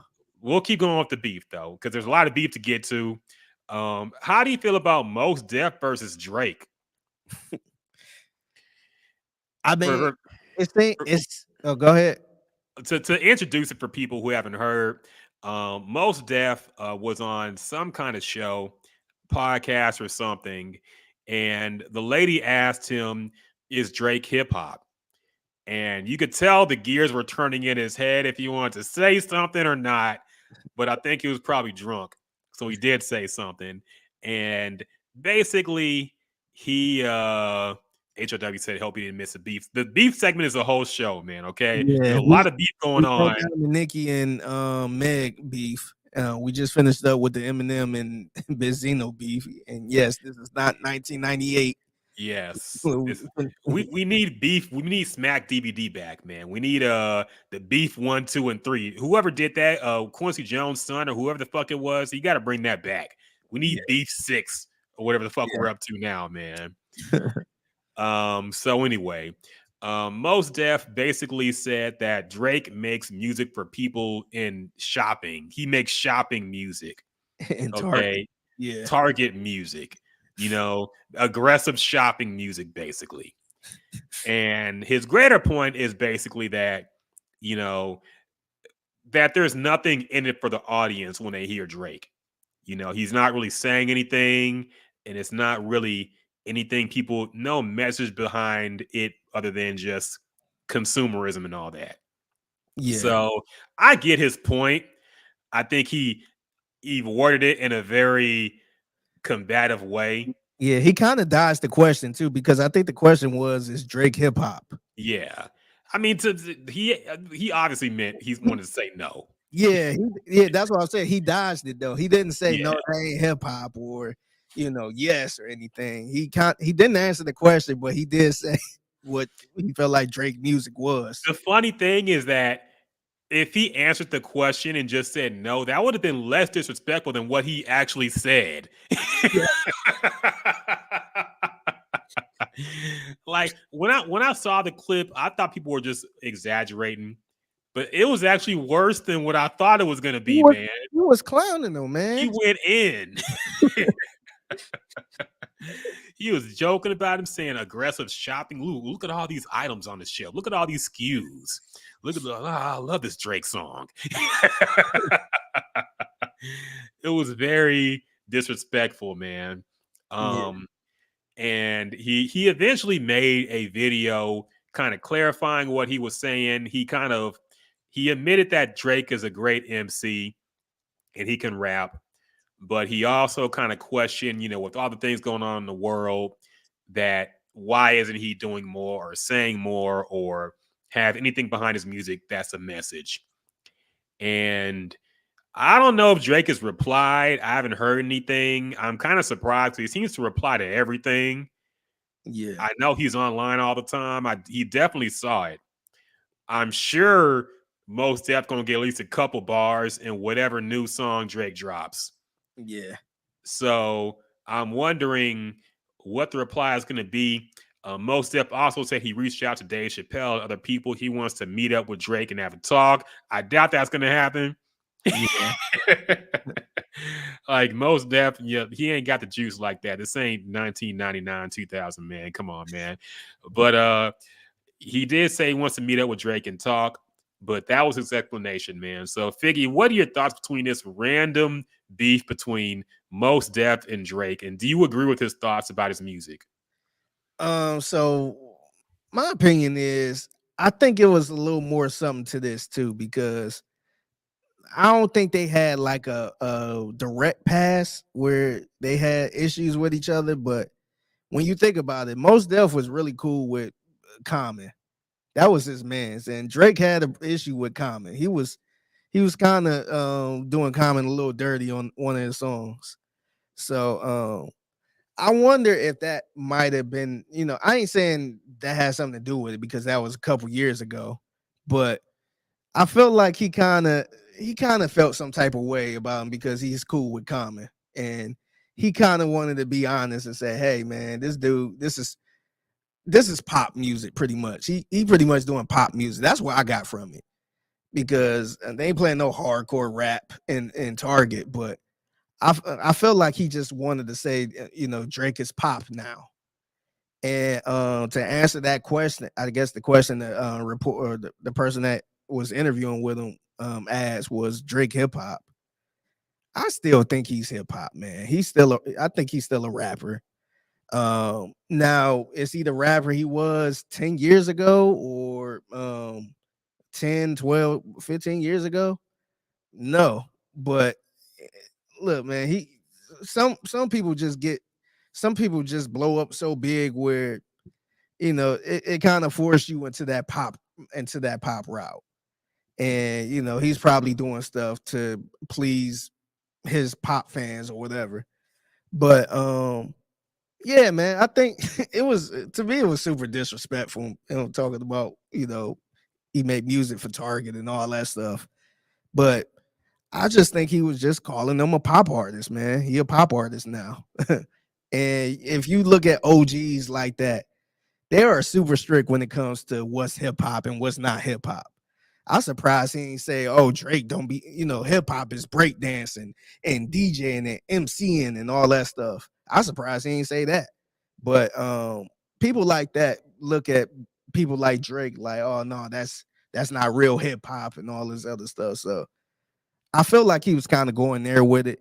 And on top of, hey, Common's my man. I ain't forget that shit you did with all that shit you was talking about to Common.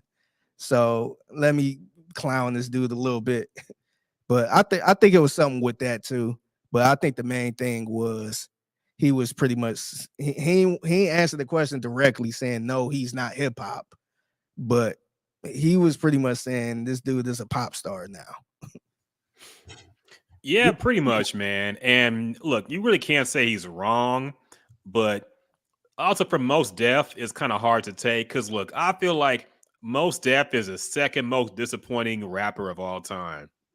The first is Jay Electronica. The second most disappointing rapper of all time is Most Def because I feel like he had the potential to be the best ever, but after his first album, he kind of stopped giving a fuck. And he went into acting, and now he has like a weird relationship with his fans and music, and it's just all over the place, man. But I feel like if he stayed focused on rap from the get-go, from his first album and a Black Star album, he would have been up there, I think, with Nas, Jay, all that.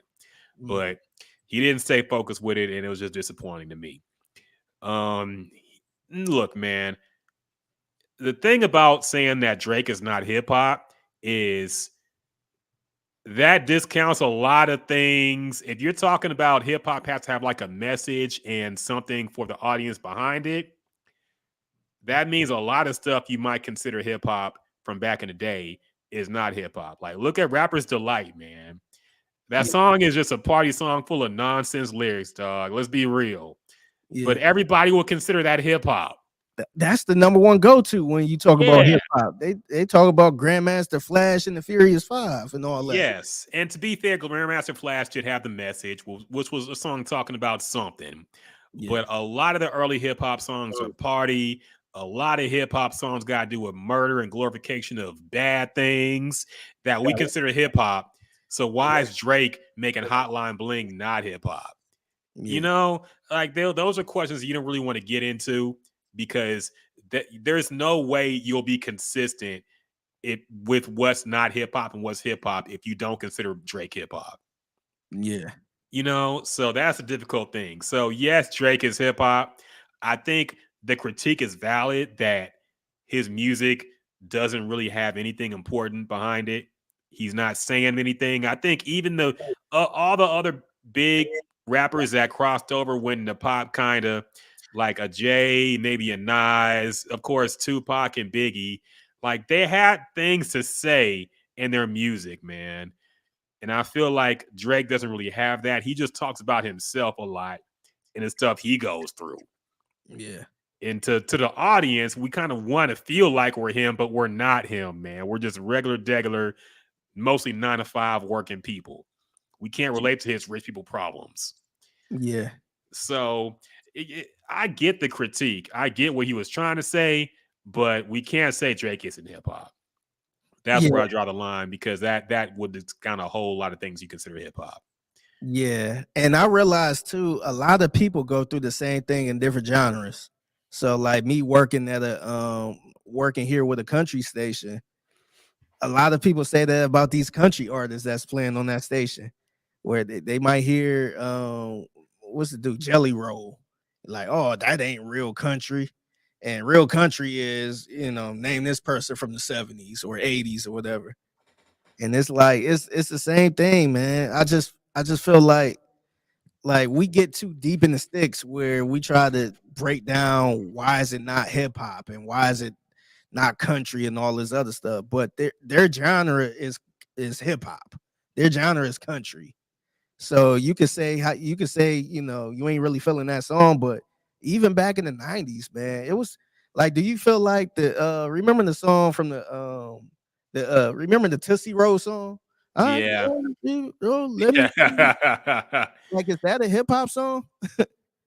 Like, I mean, they talking about dancing and all this other stuff, but like, I mean, where do you put that at, man? It was a lot of that type of stuff in the 90s. Where you put MC Hammer at? Is he hip hop?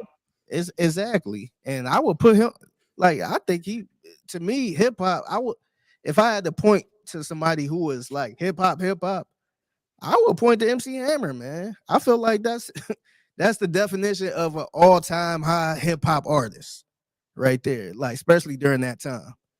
And yeah, man, I just think it's all type of different hip hop, man. Like hip hop ain't always got to be the hardcore poetic. Miracle, spiritual, unforgettable. Yeah, man. So I just think man, like some people just take some stuff too serious, man. We're just be like, that's kind of like when people talk about the NBA now, and they be like, oh, I remember somebody saying, oh, Steph Curry, that ain't a point guard. That's a this. Like, come on, man, he's a point guard. Like, don't try to put all this. He's a combo guard and all this. No, his position is point guard, man. He played a point guard position. Like, let's not make it difficult. Like, is he like? No, he don't have to be John Stockton. Like, no, Steph Curry is a point guard. So I think that's what it is, man. I think sometimes we get caught up, and it's always somebody we don't really care for too. It's always somebody we don't really give a damn about, and then when it comes to them, it's like, oh no, you don't sing on the song and all this other stuff. But it's like, all right, what about Nelly? Like, is that the same thing with Nelly? And then, all right, let's go back in the 90s and somebody who used to harm. Is Bone Thugs and Harmony? Is that hip hop? If you want to bring up somebody singing and harmonizing and all this other stuff. So I think it's depending on who they like. To Basically, yeah. And then they say, oh no, that's not hip hop. Singing this ain't hip hop. It's like, oh, you got Bone Thugs and Harmony. It's kind of like the old heads too. Be like, yeah, these kids out here with nose rings. Well, Tupac had a nose ring too. Mm-hmm. We gonna keep that same energy. Wore a leather vest too, and a lot of suspect stuff. But we're gonna get into that right now. A lot of suspect stuff in the 90s, man, that people turned the eye to. So I don't know. I think when people don't care for artists, that's when they bring up all this other. They start moving the goalposts a little bit. Yep. But what's really important, Figgy, is Brock Purdy a game changer or a game manager, man? God. Let me get my Cam Newton hat. Yeah. You know, it's funny, sidebar. It's funny how whenever one of the people he said was a game manager does bad, everybody was like, see, Cam is right. But then when one of them does really well and makes to the Super Bowl, and then everybody's making fun of Cam, like, oh, why y'all making fun of Cam? Why y'all picking on him? You just had an opinion. How come you ain't mad at so-and-so? Like, come on. You can't have it both ways, dog. Yeah. Yeah, it's just too funny. Yeah. Spoon says, does Pop Drake make more money? Of course it does. And that's why he went that's why he's doing it. Yeah. That's like why that's why a lot of artists like that go more pop is doing that because it's making more money. Hell, Taylor Swift. And I'm sure she was just fine doing country music. But once she went pop, man, that's when she was all over the place, man. I think pop is number one, man. Do you think Taylor Swift is going to remake the Swag Surf? I heard there were talks. I seen something, man. I seen TMZ report that I guess the dudes, I didn't even know their names, man. I just know this. Nobody does, man. I had to check. I had to Google it where it was a group. But yeah, so I want to say she's probably serious, but I'm like, what is she gonna do with that, man? I just don't understand how she would do anything with that. She never made anything remotely close to hip hop, unless it was like I think the closest thing was probably that Bad Blood song that had Kendrick Lamar on it. Well, I don't know anything else that was remotely close to something that she can add swag surf to it. But I think Taylor Swift being at these games has noticed that she has no songs that can really bump in a stadium like that, man. You know, I guess like Shake It Off, maybe, but that song's old as fuck. Like she doesn't have any kind of anthem that, you know, could do like a swag surf. So I think that's why she noticed that she needs something to get people rocking. So yeah. I don't know. If anybody could do it, she has the potential to, because she could get the best producers and everybody to do it. I just don't know how it would sound, man. I don't either. And Yeah. when I seen that story, I was like, man, salute to those dudes, man, because I don't know Get what the hell paid. they was doing. But if they getting the bad from Taylor Swift, man, look, I can't be mad at that because I seen a lot of people saying like, no, why would they do this? And they selling out and all this other stuff. Dog, I would give up this podcast for Taylor Swift if she had. I was like, Right? hey, you want the co-host Ryan Rockett too? Like, I'm pretty sure them dudes are not getting anything from Swag Serve and getting played at all these sporting events, man. Let's be real. So if Taylor Swift can get them a bag just for sampling the Get them song, attention. let them do it. Yeah. No, look, man, I'm not hating on that, man. I don't, like I said, I don't know how the song gonna sound or whatever she doing with. I don't know how it's gonna look or sound. But if they can, you know, get a bag from that, look, I'm not mad at that. I'm not hating on that. Yeah. Let her remake Dreams and Nightmares too. Let's take off. Remember she redid that song. Remember she did the song September. She remade that song September. Wait, was that Taylor Swift? Yeah.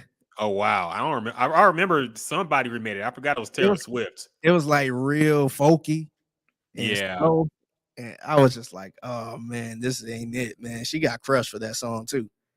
And I mean, just knowing what the original song is, it's like, man, you can't do it to that song because the original song kind of gets you hype. Yeah.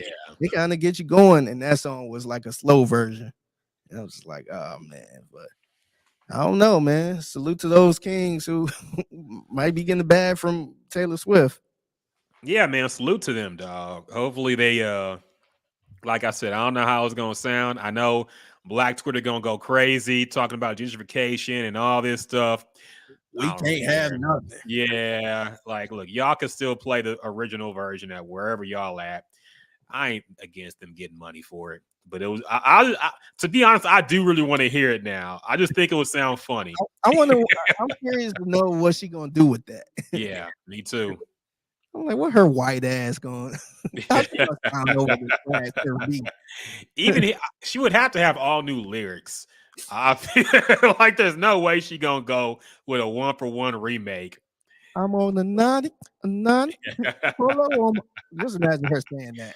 Yeah, no, I don't know what she would say, but yeah, I'm looking forward to it, man. Now I'm talking myself into one to hear it now.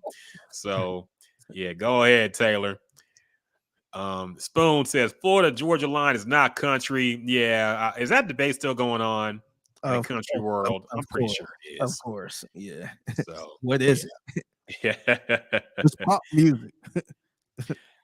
Yeah. Other things, let's keep the beef going because I think this goes to the original genesis of all the beef. Shannon Sharp and Cat Williams had an epic interview earlier this year. I want to say beginning of January that kind of kicked off all this stuff, I feel. Yeah. You know, Cat Williams appeared on the show and threw shots that basically a lot of people, everybody he didn't like in the industry, including Steve Harvey, Cedric the Entertainer. Who else? It was oh yeah, of course, Kevin Hart. Yeah. Did you say Steve Harvey? I said Steve Harvey. Harvey. A bunch of other people. He said Joe Rogan. Some I can't remember everybody he dissed. It was a lot Ludacris. of people. Like Ludacris, yeah. That one was Yeah. really strange, Yeah. man. Yeah, I have a theory on that. I don't know if you want to get to it now, Let's but go ahead, do it. I feel like as much as a lot of stuff he was saying would probably had some truth to it, I feel like he was kind of in comedic mode too. Because that whole little part to me, it just seemed like it was supposed to be a joke.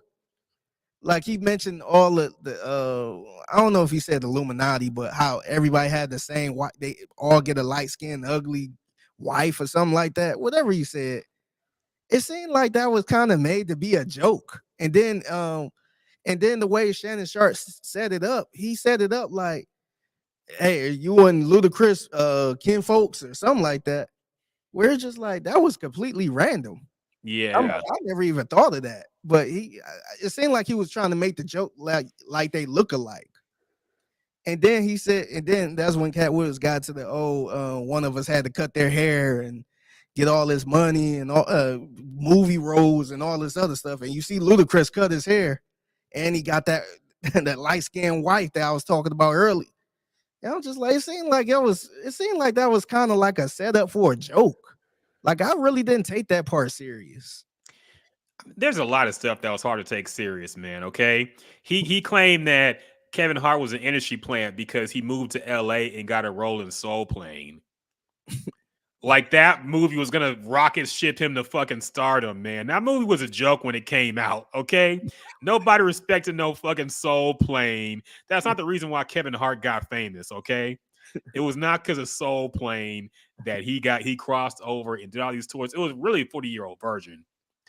But that's what when white people learned who Kevin Hart was. Yeah. But it was not no damn Soul Plane, man. I'm sorry.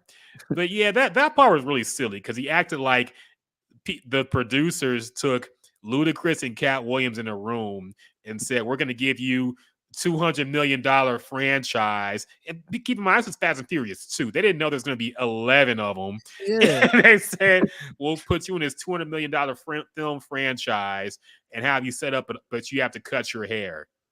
Yeah. And Ludacris did it, and Cat Williams wouldn't.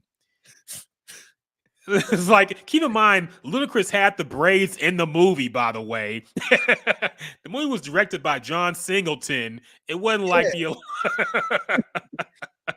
That's the part I didn't get, man. And it seemed like, and on the internet, it seemed like everybody's just running with it as truth. And I'm just like, why is everybody like, it seemed like he was freaking joking right there. It seemed like, because it was like early on, you could tell he had some stuff to get off his chest. So I'm not discrediting that, but to me, I think that whole interview was like an hour. I think it was about almost 2 hours. I want to say it was a long interview. To me, it seemed like it was a Cat Williams stand up. And mind you, a lot of people, because when I mentioned that, somebody was like, "I ain't no stand. That's the truth," But a lot of the older these comedians get, their stand-ups ain't they ain't got the fart jokes and all this other stuff. Like Dave Chappelle ain't playing Tyrone Biggums in a stand-up, man. It's more it's kind of like they reading the newspaper and just saying their funny thoughts on what's going on in real life. And it seemed like this interview was kind of like that. It was kind of like a Cat Williams stand-up, where he was just like, I heard what you were saying, and then he just kind of started going off on stuff where it was like it was serious and entertaining. Where I'm like, damn, like to me, so I ain't take that Ludacris part like, oh yeah, that really happened. It seemed like he was joking because the way Shannon Sharp set it up was like a joke. So I just didn't get that. It wasn't like we was sitting there talking about movie roles and then he brung up how he was set to play in Fast and the Furious, and it ain't come up like that. Shannon Sharp literally said, "Are y'all kin folks?" That's what I'm like. This is so random. That was so random to ask, and it seemed like he just started, going into his joke mode with it. So I ain't take that part serious. Man, you're 100% right. This basically was a stand-up routine for Cat Williams, man. Like it was made to get people talking. It was made for people to. 'Cause this is what he does. He's been doing this for a long time, which is kind of surprised me that it was new to people. You know, I Yeah. hate being that guy who's like, "Why is everybody talking about this?" But that's how I felt because if you've been following Cat Williams, he does this every chance he gets an interview. Anytime a mic is in front of him, he talks shit about people who are famous. Yeah. Okay, that's just what he does. I'm sure if you go to his show, it's basically the same thing too.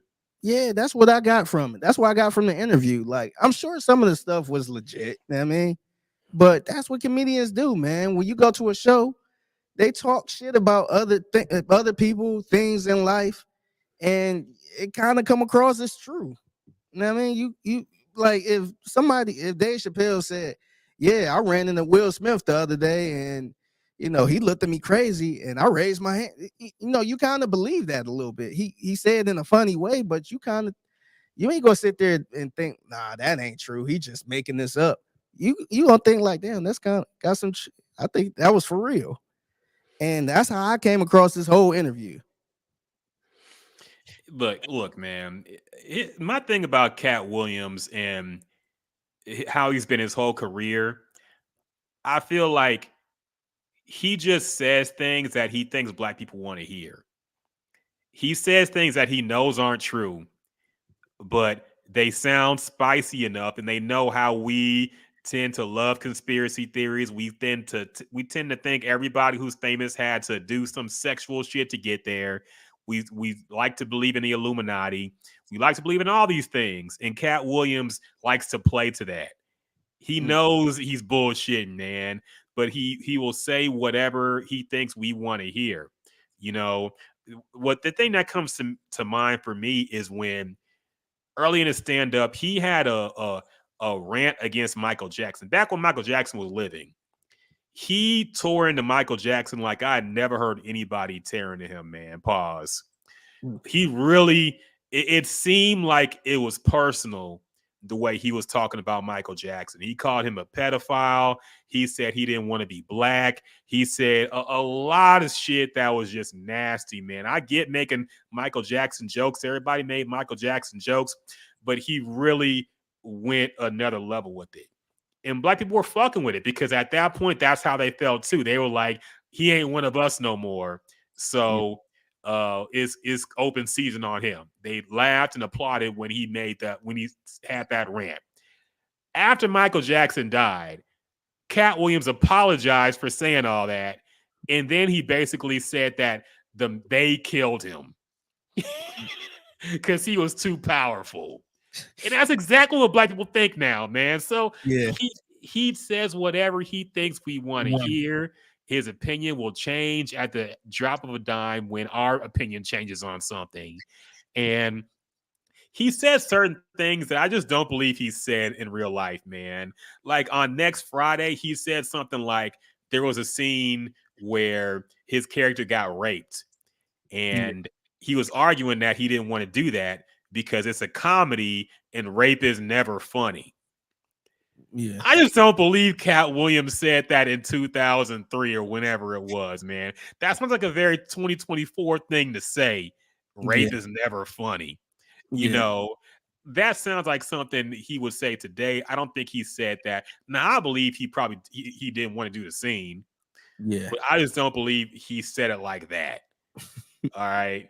So yeah, he's playing to the crowd, man. He's saying what people want him to say, and he's willing to be that guy where people said, "Hey, see, Cat Williams told me that guy was a plant." You remember what Cat Williams said? This guy really did get famous out of nowhere. Hey, remember what Cat Williams said? He's fine being that guy, man. But it's just annoying knowing that he knows he's bullshitting on these people, man. Some of the stuff he said was true. Now he's right about Steve Harvey. He's right about Steve Harvey, man, because a lot of people have said Steve Harvey's a piece of shit. Yeah. It's not just Cat Williams.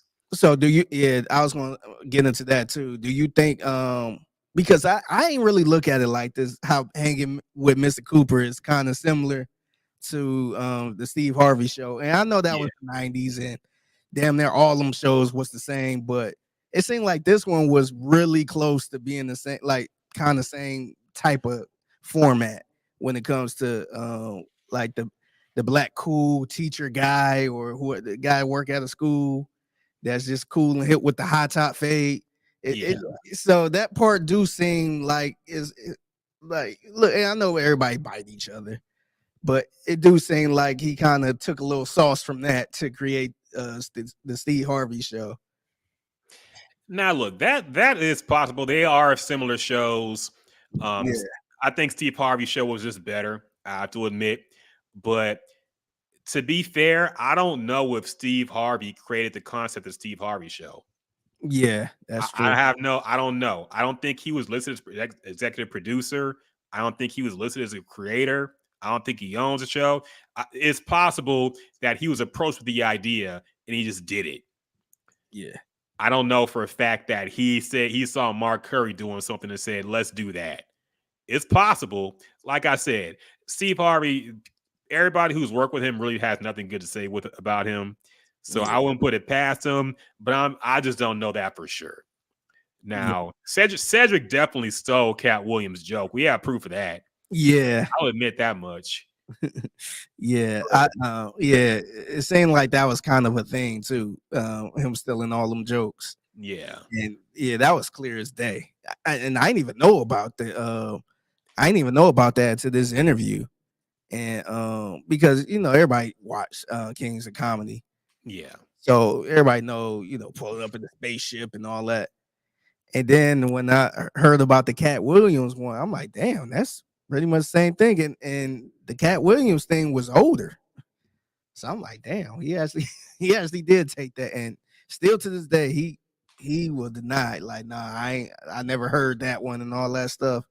And I ain't even gonna say to be fair, but back then it was probably easier stealing stuff like that, especially if he ain't know who the hell Cat Williams was like that. And felt like he ain't gonna be nothing anyway. So let me take this little man joke because I'm about to have a movie and a tour and all that stuff. So I'm sure he ain't think it was gonna pop back up like this, and Cat Williams gonna be what he is today. To be honest, man, like, because I follow a lot of comedians and what they have to say about things like this. A lot of comedians have been accused of stealing jokes. A lot of them have very similar jokes. And I think it's a mixture of things, man. I think sometimes you hear something and forget, and then you think of it and like you kind of remember you heard it before, but you don't remember for sure. Yeah. Things like that happen, man. And it's been a thing in comedy for since comedy basically existed, man. A lot of high profile comedians have been accused of stealing jokes or borrowing jokes and all this stuff. And I get it, man. It sucks when it happens. Cedric seemed like the kind of guy who wouldn't do something like that, but he did. So it is what it is, but it's nothing new in comedy for comedians to be around each other and take each other's jokes and all that shit. So that's just comedy, man. Honestly, it's just how it's been and how it's going. But yeah, he did take that joke for sure, man. It's basically the same shit. So there's really no excuse for Cedric there. But yeah, what can you do? What's going on, Sandra? We see you on Facebook. She said, good show. I was listening. Good to see you, Sandra. Appreciate you listening. She's a diehard Texans fan. I see her at the games all the time. Yeah. See, Figgy got that worldwide reach now, man. I see you bringing in a whole new audience for us, dog. I know. I'm trying, man. Other things going on this week. Oh, did you have anything else to say about the Cat Williams interview? I think that's it. I think we covered it. Yeah, I mean it's several weeks old, so we ain't got to spend too long on it. How do you feel about because Shannon Sharp was getting criticized for the way he was interviewing? Do you feel like it was? Did you have a problem a little bit with the way he was interviewing, or like how so? Because I mean, he was trying. It seemed like he was trying to push back. Like, do you think like he was going along with it too much or what? Nah, like my only issue is I felt like it was some pause. I felt like it was still some meat on the bone where Cat Williams kind of getting into some stuff and Shannon Sharp kept trying to get to the questions on the little sheet where I'm just like, man, like that would have been a good time to be like, hey, what you mean by this? Or because there was a couple things, I can't remember them now, but it was a couple things where I felt like he should have, you know, got deeper on that. He should have been like, hey, like, what you mean by this is all a conspiracy or whatever it was. But it seemed like he kept throwing off the whole interview by saying, all right, so you grew up in Cincinnati, Ohio. Tell me more about that. Where I just like, man, like it felt to me, I think the interview got better, but to me, it felt like Cat Williams came up there to perform. And it seemed like he had a lot of stuff to get off his chest. Like he was with it. And then he kept it felt like Shannon Sharp kept trying to get into, you know, how his dad was when he was younger, or, you know, how many siblings you got. That's the only issue I had with it, but a lot of people was criticizing the way Shannon Sharp was interviewing for some reason, I guess. Well, here's the thing, man. Like Shannon Sharp, after the Cat Williams interview was done, he has to get more guests. And I'm sure, look, the fact is, I'm sure he was uncomfortable with the fact that Cat Williams dissed a bunch of people who did his podcast before. He was uncomfortable. He actually did a Yeah. podcast after that saying, like, all of those guys are my friends. Yeah, exactly. So Cat Williams honestly put him in a difficult position because, yeah, sure, he wants to hear more about why Cat Williams has problems with these people, but at the same time, he doesn't want to sabotage his own platform by having all the people he dissed say, nah, I'm not going to be on Shannon Sharp's podcast because he put that interview out there and now I look bad. You know? So Shannon Sharp has a job too, man. He's trying to keep his platform going, and Cat Williams doesn't give a fuck if he burns everything down. You know, he doesn't really care. So, yeah, he had to keep it moving, man. Yeah, I would like to hear him press back on some things, and it's kind of like Pat McAfee and Aaron Rodgers. You know, people criticize Pat McAfee for not pushing back enough on Aaron Rodgers, but it's like, do you really want him to get into that? You know, that's not really what Pat's show was about. So they were getting mad at him for not pushing back on conspiracy theories and stuff, but that's not what he's there for. He's not there to alienate people. And look, you could tell it made him uncomfortable. So same thing with Shannon Sharp, man. I get it. Yeah, it's kind of weak that we didn't get more explanations about certain things, but I get why he had to do that. You know? Yeah, I just ain't like the weird transition into, like, you could tell Cat Williams had a lot to say, and he kind of stopped in that moment. Yeah. And it's just like, all right, so you grew up with two brothers. How was it growing up in Cincinnati with your two brothers? And it just I hate questions like that in general, man. It just seemed like it just threw off the whole thing, man. And I could tell, first of all, I could tell he ain't no Cat Williams about to do all that. So I'm sure it kind of threw him off a little bit. And so, you know, somebody like a professional that's in the radio business or TV or something, they would have just ripped down the rundown and just, you know, kind of go off the vibe. And you could tell he'd never been in that position before, even if those wasn't his friends or he ain't have a relationship with the people he's talking about. I just felt like he was kind of like, all right, let's get back to these questions I got that the producers got for me. Like, let's get back on track type of thing. And I just feel like, you know, during that time, it's kind of like, all right, like, what's going on, man? Why you so angry? Yeah. Like, what did he say that upset you? That kind, you know, just kind of go off the flow at that point. So that's the only issue. It wasn't even the big issue because I felt like the interview was still good. But yeah, people are still criticizing him for the interview. It's like, man, he's not even that type of. He's not like a broadcast professional, man. Like, they gave this dude a bunch of platforms, man, and you know, he kind of, you know, that's kind of what he do. I feel like he's still figuring this out, especially doing a lot of this stuff on his own. So, you know, I wasn't really mad at that part. Yeah, man. I mean, worst case scenario, you get somebody like a Kanye and on Drink Champs, where they just egg him on the whole time, and they act like, oh, this is going to be the biggest podcast ever. Then they have to delete the podcast and apologize for it. Yeah. You know, so look, I get why he had to be like that, but yeah, it does suck to listen to. I didn't hear the whole podcast. It was just too long for me to really care about. I saw a bunch of the clips though, And I'm not surprised Shannon Sharp acted like that, but it is what it is, man. I get why he would have to. Yeah. But to be honest, I hate the interview because I feel like it really kicked off this idea of everybody has to be beefing now to get people's attention.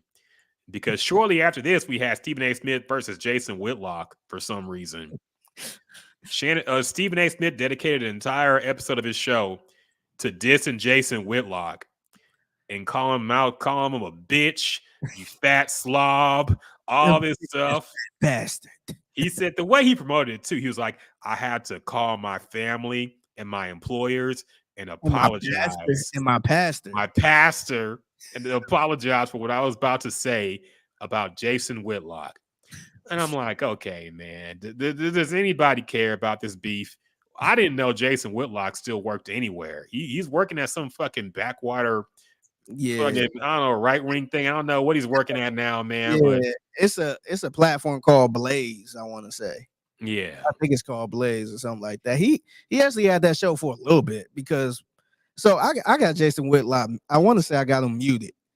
And so for a long time I wasn't seeing this stuff, but every time something crazy happened, then somebody will retweet that where I'm like, who is this? Who do I got muting? It's him. But he had that show for a minute. And whenever something big happened, then he tried to weigh in and, do what Jason Whitlock always do and kind of like attack people like the Jamel Hills and all that stuff, ESPN. And I think he went after Stephen A because of his book. Mm-hmm. And he was pretty much saying like that he ghost wrote, his book was ghost written. That's pretty good. And he ain't really getting no full scholarship to play basketball. I thought it was hilarious. I was surprised that really got to Stephen A like that. Yeah, I think part of it just was, like I said, it was the Cat Williams effect, man. He saw the views that Shannon Sharp got for that interview, and he was like, let me get some of that. Let me finally unload on Jason Whitlock. And yeah, I'm sure the numbers are nowhere near the same, but he was trying to get some of that Cat Williams clout, man. Of just dissing somebody for an hour and thinking we would care. But I don't know. I didn't really give a shit. It was funny. The clips are funny. Stephen A. Smith is just funny now, man. Whatever you say is funny. It was hilarious. He's been having a pretty good rebrand. I like him talking about random shit. Like for a while, he was doing all these sex questions, and now he's talking about which Pokemon is the best and all this goofy shit. Did you see the clip of him? Somebody tried to ask him a random question about the movie Cars. Yeah, and he went off on it. Yeah, he's like, "Oh, you think I ain't know about that? So and so is the faster one." He's been having a pretty good little rebrand, man, of him not just being about sports and shit. So yeah, I've been enjoying the clips I've been seeing, man. He's pretty funny. I think that's a good lane for him, man. And we talked about that on the podcast before, how we think he's trying to get into politics or trying to get into that CNN bag. And I still think he's trying to do that, man. Because as much as he's doing right now, I still feel like he's underpaid at ESPN. I don't think I think his value is way more than that. And ESPN, whatever they paying them, they working them to death, man. He's doing every single thing. So I think at the end of this all, man, I think he's gonna somehow get on CNN, get his own night show on CNN, and just he can kind of talk about whatever you want to talk about. I think that's kind of his end goal, because those dudes, man, people on CNN and all that stuff, they be with the shows, they be making money, man, and all they do is that show. Yeah, they might do some little stuff here, but he ain't sitting there covering the WNBA draft and going to the Pro Bowl and the NFL draft and all this NASCAR and filling in. He ain't doing all of that stuff like he is at. He won't be doing all that stuff like he is at ESPN. So I kind of like Stephen A. in that bag, just talk about random stuff, because I just think he's hilarious. No, he is, man. I think he's smart to see the game is shifting, You know, the screaming at each other debate shows are over now, man. Nobody really wants to see that. We see what's happening with Undisputed. You know, they tried to go back in that bag and nobody's really watching. And Yeah. First Things First is doing a lot better. And that's not a screaming debate show. It's just dudes talking common sense type shit, man. Really. Yeah. So yeah, that screaming debate, skipping Stephen A type of style is just dead now, man. Nobody wants to see that shit anymore in general. And I think he can see that is the tide is shifting.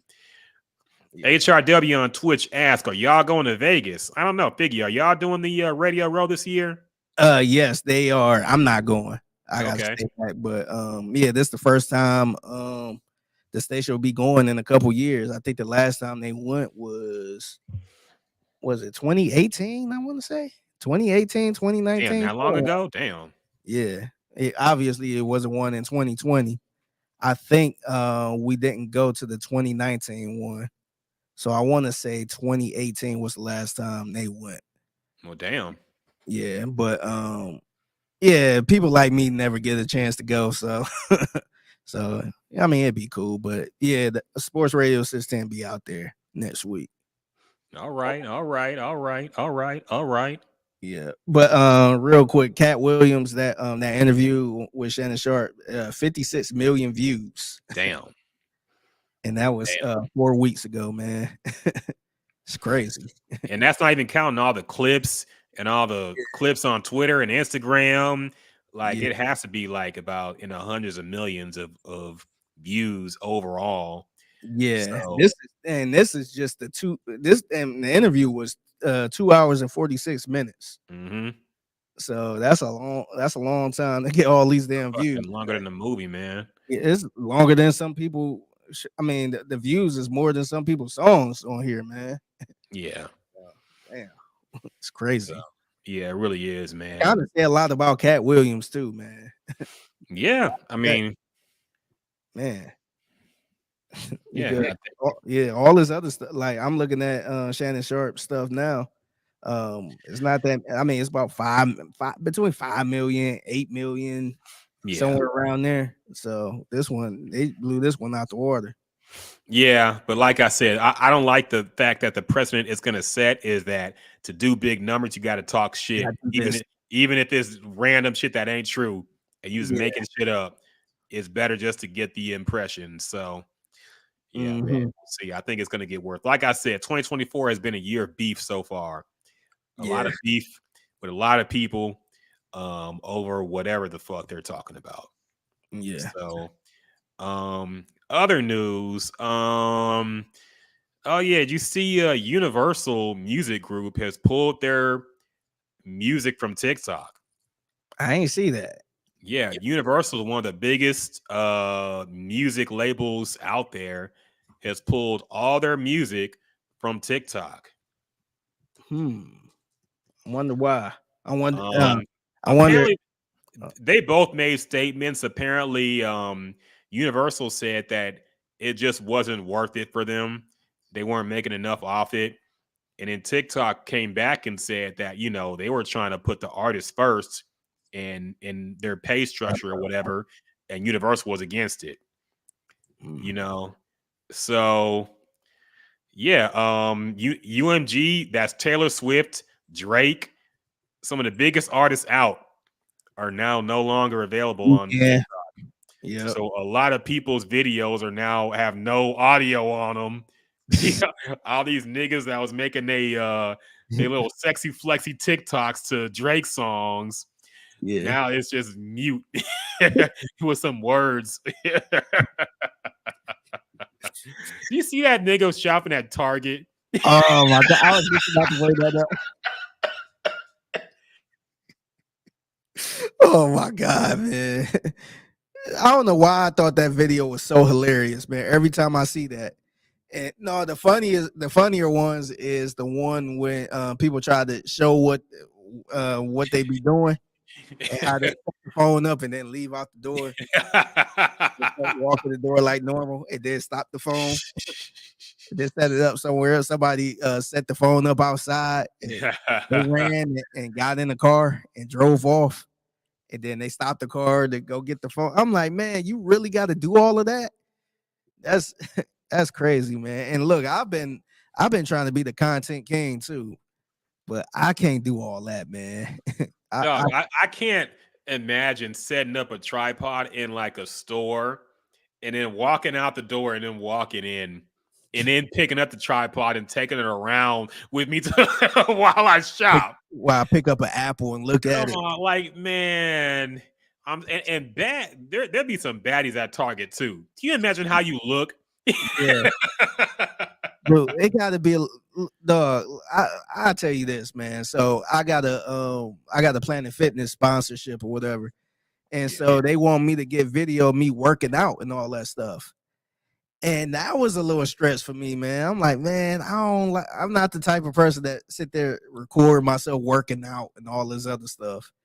So I'm just like, man, I don't know, but I've been doing it. I had somebody there with me and just record me while I work out.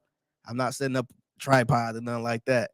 But I felt more comfortable because I seen more people in there doing the same thing where they just setting up their little tripod and do workouts and all that stuff.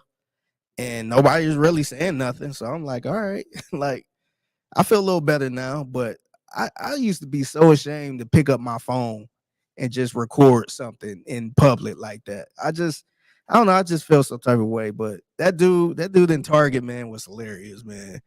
And then the one thing I did hate too was I guess he got an ESPN deal or something like that. And where he did something promoting the Texans and the Ravens game. And everybody go talk about, oh yeah, see y'all laugh at him. Now he got the ESPN bag. Like, first of all, how do you know how much that ESPN bag is? Like that might like don't act like this is just life changing where you know he's in a whole different tax bracket now. Like, come on, man. Like a lot of these companies now, and I'm learning it as I go too. A lot of these big companies realize how important these influencers and stuff are. They're damn near more important than the real commercial. So, why not pay this person, $1,000 to do what they usually do, and you're gonna be on ESPN and all that stuff.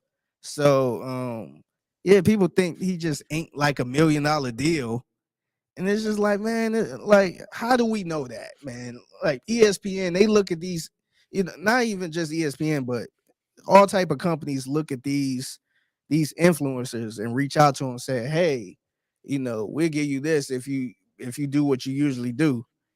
And who gonna say no to that? So I think ESPN, and plus I think that's a little more smarter marketing because that come off more organic and more people are on social media than sitting there watching commercials on TV. Yeah. So that make a little more sense. And number one, let's not act like it blew up because a bunch of people took that video seriously. He blew up because everybody was clowning him. Yeah. Like that's the only reason why he blew up is because everybody was making fun of him. If nobody made fun of him and everybody's like, yeah, go do your thing, King, do you think it would have got that big? No. No, he became a meme and everybody was making fun of this dude, making a big deal about shopping at Target. So that's why it got big. So you should be thanking, if you think the bag is good, you should be thanking the people who clowned him because he boosted them up. Yeah. But yeah, it's whatever, man. I don't really. Yeah, it was just a funny video. But yeah, that's what everybody thinks that whenever some company sponsors you, that the bag is humongous.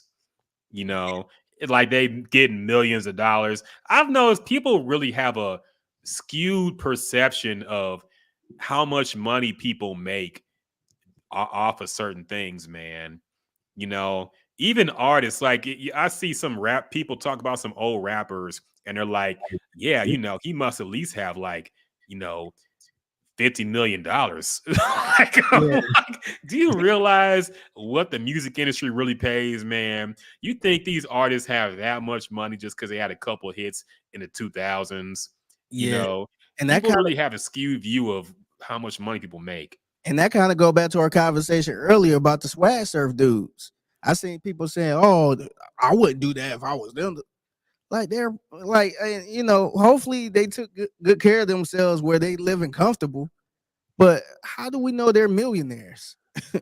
There's Like no way, you had man. that one song, man, and you know how the music industry is. Yeah, a lot of these rappers, man, they get a hit, they get all these loans. It's not like they just get all the money coming to them and it's all theirs. They get all these loans. They keep it's not like they just stop doing music because they got a hit right there. They gonna keep trying to do music.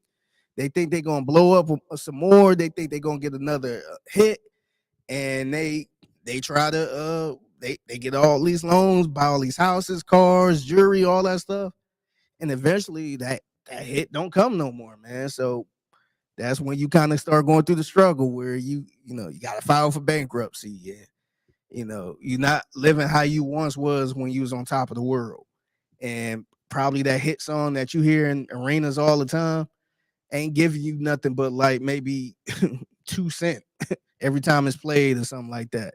Maybe you get a check from it once in a while or something. But it is not like that, man. And you mentioned all these endorsements and stuff. Man, my own doggone mother was hitting me up because she followed me on Instagram. So she's like, "Yeah, I see you doing all these things." And I'm just like, man, like, it's not paying what you think. Like, I'm over here trying to survive, man. And a lot of stuff I'm doing for nothing because I'm trying to get to a certain place. So I gotta, a lot of stuff is a favor for a favor. So a lot of stuff you'll see something like, oh, he working with this person, but it's like, no, they giving me access to this, so I'm promoting them for it. So that's like a favor for a favor. And like I said, man, they're not paying millions of dollars, man.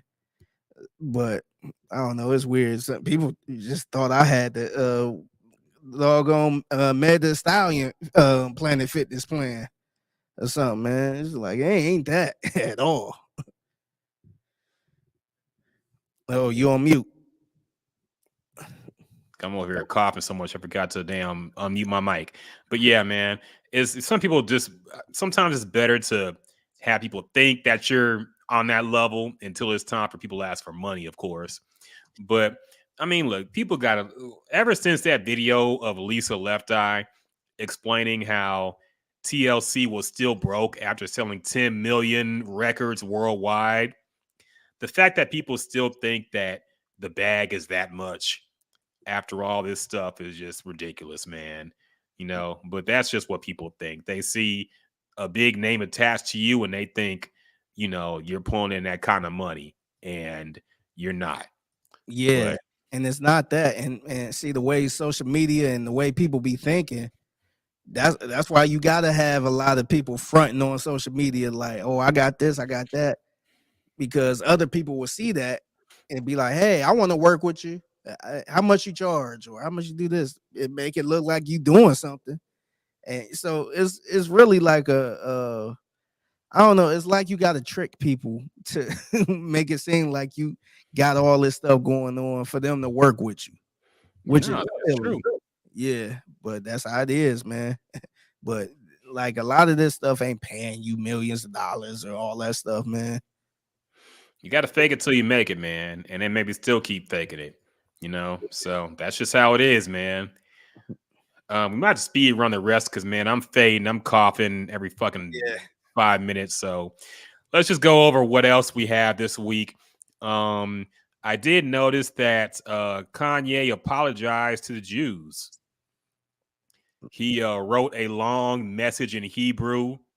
He apparently at one point there was supposed to be like a 40-minute audio of him apologizing. That never came out.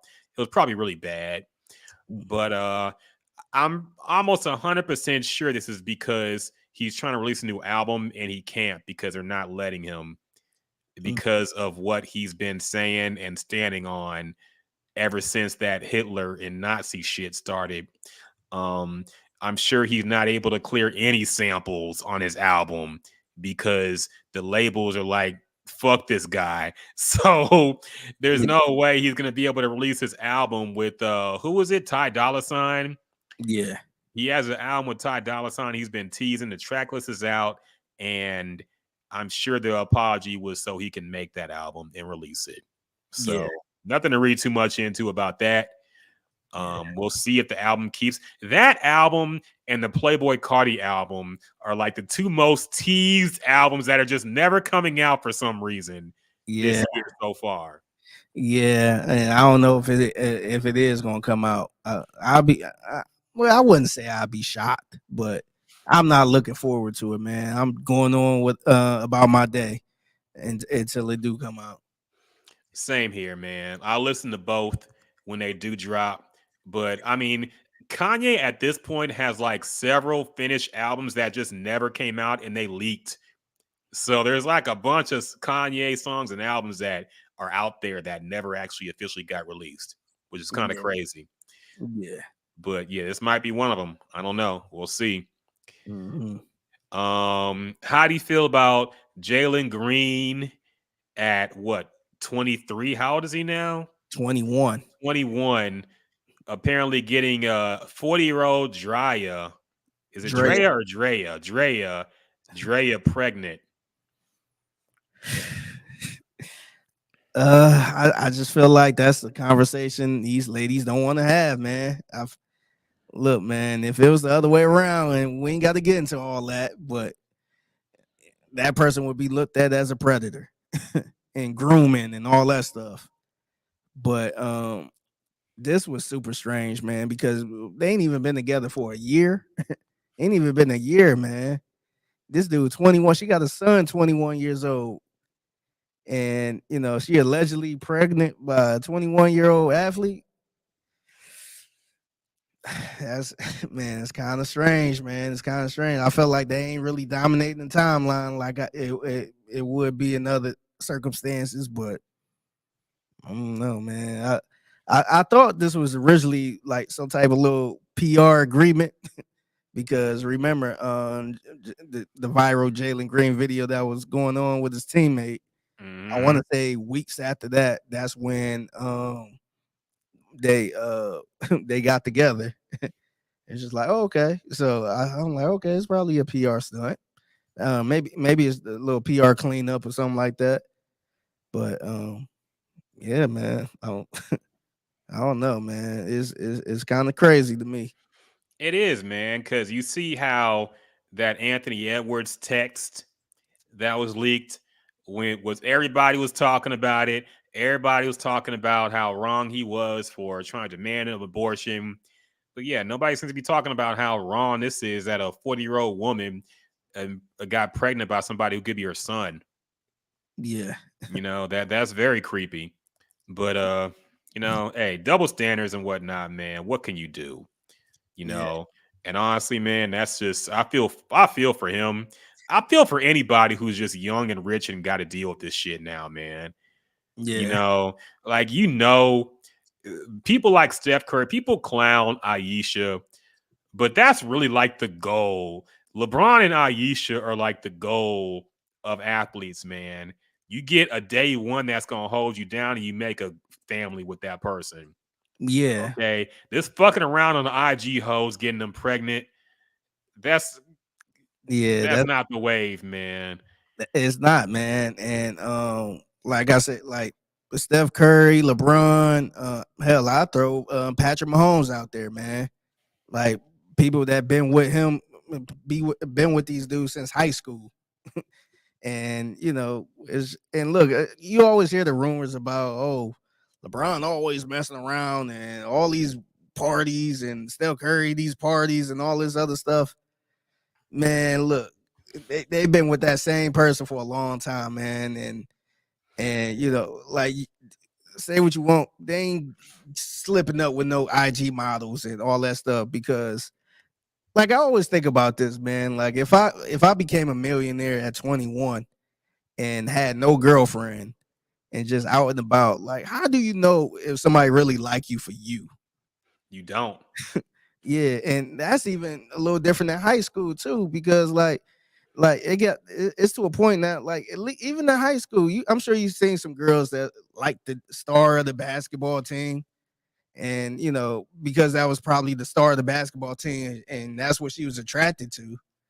But that's still a little high school love type deal. But 21 and a millionaire, and you got these 35-year-olds that's on you, And it's like, what? Like, do you really like me for me and all this stuff? And they ain't gonna sit there and say I'm with you because of your money. They gonna do whatever they can to feel like they love you. And it's like, how do you how do you build a real relationship, man? That's always tough, man. You really can't. I mean, look, they just want to fuck on a lot of women. Okay, they don't be thinking about having families or anything like that. And this goes to one of my favorite quotes from LeVar Ball because he did a podcast with a guy a few years back, and he was talking about his sons, and I think somebody asked him like, how with your sons being famous, how have you talked to him about women and trying to meet a good woman? He's like, yeah, I sat him down and I told him, you're not going to find a good woman. You're going to end up with a hoe. Because where do the good women be? They be in church. They be in like a bookstore. They be in regular places. Y'all not going to be there. And y'all super famous and y'all going to be in the NBA. Where are you going to be around good women? You're only gonna be around hoes, and you're gonna bring home a hoe. Okay, and it was true, man. Like, if you're young and rich in the NBA, going city to city, you ain't got time to do anything but you know practice, play, and then hit the night spot afterwards. Yeah, You ain't gonna find no good women there, man. All yeah, right. You ain't gonna find no good woman who's up like at 2 a.m. in the club or some shit, man. So they're yeah, doomed from the start. And you just wish that they could educate themselves or have somebody, but they're not gonna listen. Like what HRW said on Twitch just now. He said that's why you need vets on the team to tell the dude she been run through. That's the thing, man. They don't care. yeah. And They I know. and even with that part, man, like to me, that ain't even the issue, man. The issue is like be careful around these chicks. Like they can be ran through all you want, man, but don't get caught up. Don't kind of watch your back. Be wary of the ones that's trying to catch you slipping, stuff like that. I think that's the issue, man. Because like when you get older, everybody got a body count, man. So I mean, you ain't sitting here looking for a virgin or nothing, man. But you just gotta watch the ones that's trying to get them an athlete, get their ticket, they meal ticket. So I think that's the issue, man. I think I don't know if that would have prevented Jalen Green from going through this, but sometimes you need somebody like, man, hey, I've been there, done that. Hey, look, man, always wrap it up whenever you mess with a chick, or I don't know. I don't know how it is in the locker rooms or how it is in that scene, but if it was somebody that was like, hey, like, nah, don't go out, don't watch your drink, or watch this, or don't do that. Don't be around this person because they be setting people up to get robbed. Or if it was some type of OG that been in the league for a minute and know how that shit go, then I guess maybe it could make a difference. But I just don't think they would listen, man. Like they young and dumb. They don't care. and I think it's cool. I think they making it seem like it's cool to do. It's cool to spend all this money on girls. Look at Zion. Mm-hmm. Like he doing it like it's like it's a brag or something, man. That's to me back in my day, man. That used to be a little embarrassing, man. But now it's like a brag where paying girls rent and all that stuff, man. So I blame rap. yeah, Modern day rap made it cool to be a simp, man. Let's get it right. And I think this started with Lil Wayne. Okay. yeah, And T.I., that it ain't tricking if you got it type mentality. yeah, That's what started the steamrolling perception. It used to be fucking don't spend no money. And of course, hardcore shit that was also wrong in its own way. Like yeah, talking about you don't take no girls out to eat or some shit like that. yeah, Like Jay-Z said, no room service, just snacks and shit, or what, like shit like that. Like it was a little too far in the other way. But yeah, no, rappers have made it cool to be a simp, it's cool to be a trick. It yeah, cool to spend all this money. Drake especially has kicked it into overdrive with yeah. spending money on these IG women. So Mhm. yeah, I blame Yeah. rap. Yeah. Speaking of this, man, I just thought about something. I ain't put this on the rundown, but We ain't talk about this. Did you keep up with the whole Simone Biles and Jonathan Owens situation? Yeah, I forgot. I almost forgot about that. It's been a while since that It's was been a a minute. topic. Yeah, Yeah, that I had the saw time not that. going for about 3 weeks, man.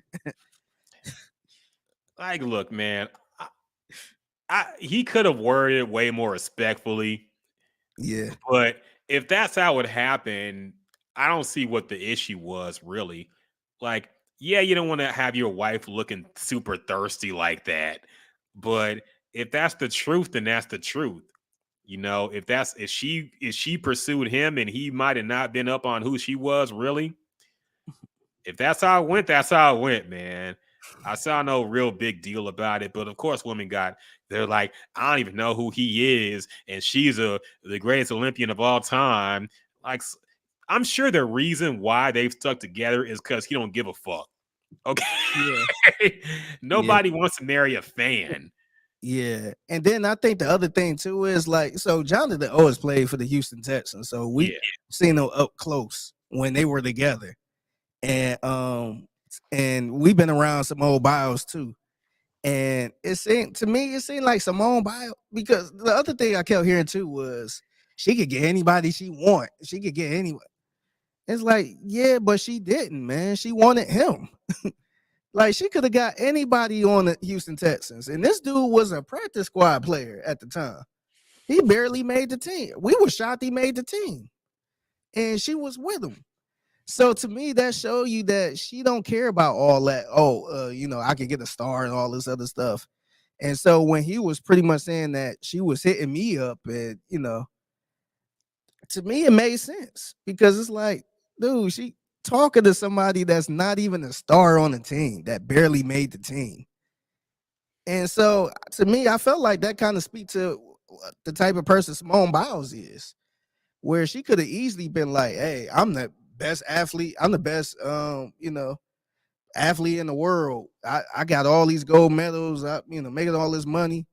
I need to be with a superstar or something like that.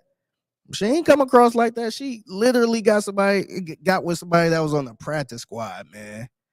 And salute to him because he ended up starting. I want to say he started that the following year. He ended up he went to Green Bay. He was a starter in Green Bay. Actually had a pretty good season. But yeah, he wasn't even all that. And she pursued him. So to me, I feel like that say more about her. I mean, how legit and real she is, because she could have easily been like, "Nah, I ain't.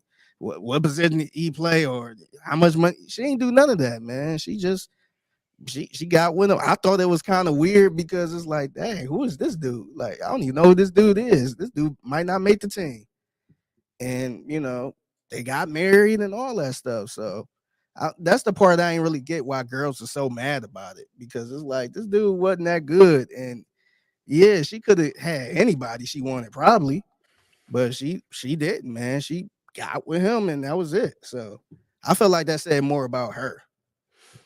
honestly, that's a worthy discussion too. Like these women, especially the athletes, the famous athletes who end up with like not people who are kind of famous but not the same level. Like look at Naomi Osaka and Corday. Yeah, People were shocked when they heard they were dating. yeah, Like we Naomi were. Osaka at the time was like one of the biggest names in the sport, and Corday, which you had to be deep in the rap to even know who he was. You Exactly. know, Yeah, and we they were shocked. We didn't even. I don't even think we knew who he was. I might have heard of him, but I didn't know of his music. I hadn't heard of any albums from him. Yeah, we was kind of like, what the hell? We was kind of looking like, who is this dude? Yeah. Yeah, exactly. And then Serena, who ended up with like the some Reddit guy who wasn't even like a billionaire. People said he was a billionaire. He was not. He was like a mid-level rich guy, and she ended up married with him, having kids. I'm sure some other examples, even outside of sports. Look at Oprah and Stedman.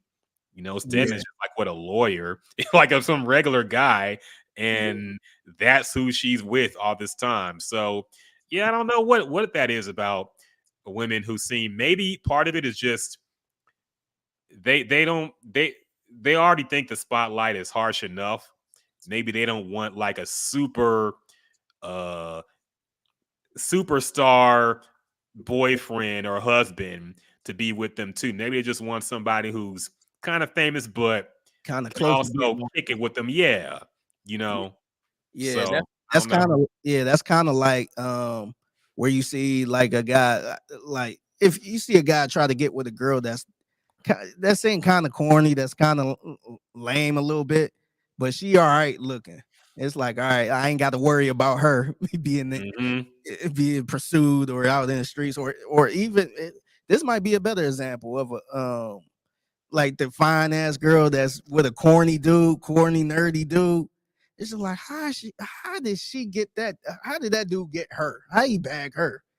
And it's like, shoot, she happy with him because she ain't got to worry about no girls trying to, get with him. He ain't going nowhere because that's the best girl he ever had. So that's kind of a win-win for her. Yeah, yeah, that's true. I don't know. It's worthy to I don't know what the mindset about that is. I think men are just I don't think we care in general. Yeah, But I don't yeah, think we care, I but think it's only the fans who want to push this. The most famous athletes should be married to the most famous female athlete or something, or like Drake should be married to Rihanna, or like we should always pair the most famous people together just because it happened with Jay-Z and Beyonce. Like it's not always like that, man. People's personalities and things come into that as well, and all sorts of factors. So you yeah, like who you like. yeah. And plus, like I said, I've been around Simone Biles before, and she like super laid back. I know a lot of people saying she kind of a bit of an a-hole at times, but like being around her, she was like super normal. Where I'm just like, dang, because like I mean, I ain't gonna sit here and lie and say like I watched every one of her her performances and all that stuff, but she was like super cool and normal. Where you know how you meet a celebrity and you feel like you have like you have a shot with that person, where it's just like, man, I feel like I could get a shot with this person. That's how I feel around Simone Biles. Like she kind of that normal. She not like super flashy and where I'm just it's not like being around Beyonce, where you see Beyonce, you like, man, it's no way in hell I have a shot. But being around Simone Biles, I'm like, damn, like I feel like I feel like if I had a little more, On a good day, if I had designer on, or, or even if I just had a conversation with her and get a chance to shoot my shot, I feel like I would have a shot. I feel like I won't have a shot with a Beyonce or Rihanna. it's because she's dark skinned, huh? Be real, colorist. You damn colorist. What's But up, Drunk? I see you on YouTube, man. what's up, man? Happy New Year to you, Happy man. New Year, Drunk. Drunk says, listen, I'm a Houston Texans fan starting now, and I'm going to use y'all as proof so anybody asks, ride for me. Look, come on the bandwagon, man. Fuck Yeah, man. I will forgive you for saying all that Ohio State quarterback stuff. yeah, that was you. Yes, He all was one of sins. the doubters. Yes, all sins are forgiven, man. Yeah, yeah. It's all right, man. Come on. You've seen the light. Yeah, Pastor CJ has saved you. So you are forgiven. Drunk said, what's crazy is Corday might be more famous than Naomi at this point. Okay, pump the brakes, man. All right. I don't like kicking people when they're down, but I did see Naomi. Last I saw, she got eliminated from the Australian Open in the first round, and that used to be a tournament she dominated. She won like at least twice. yeah, So that's sad to see, man. I think it's kind of over for her at this point. Maybe it's just a slump and she can work out of it, but yeah, I think that book's been written, man, especially since we've seen how Serena came back post pregnancy and wasn't the yeah, same. yeah. And to be clear to Serena, she was still low key dominating, man. She just Yeah. could. I think, yeah, she just couldn't get over that hump, man. I don't think, and of course, ain't nobody Serena.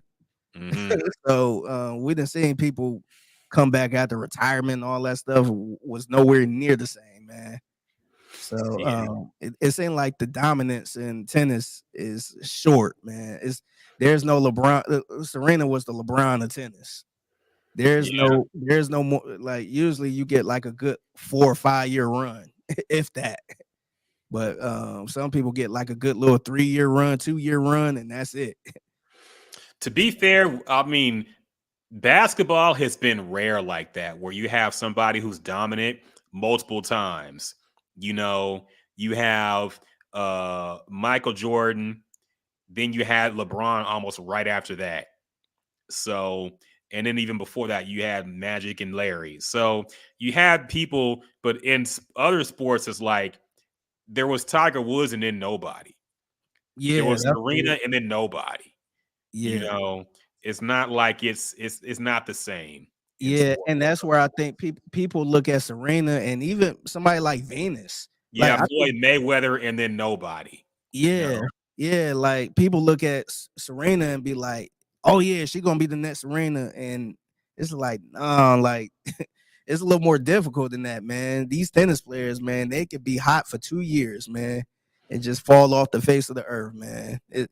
And that's no disrespect, but it's all like to me, the turnover is so crazy. Like all year, I haven't really been watching tennis, and I'm a tennis guy, but like I looked at the standings, it was a lot of new people, man. I'm like, I've never heard of these people.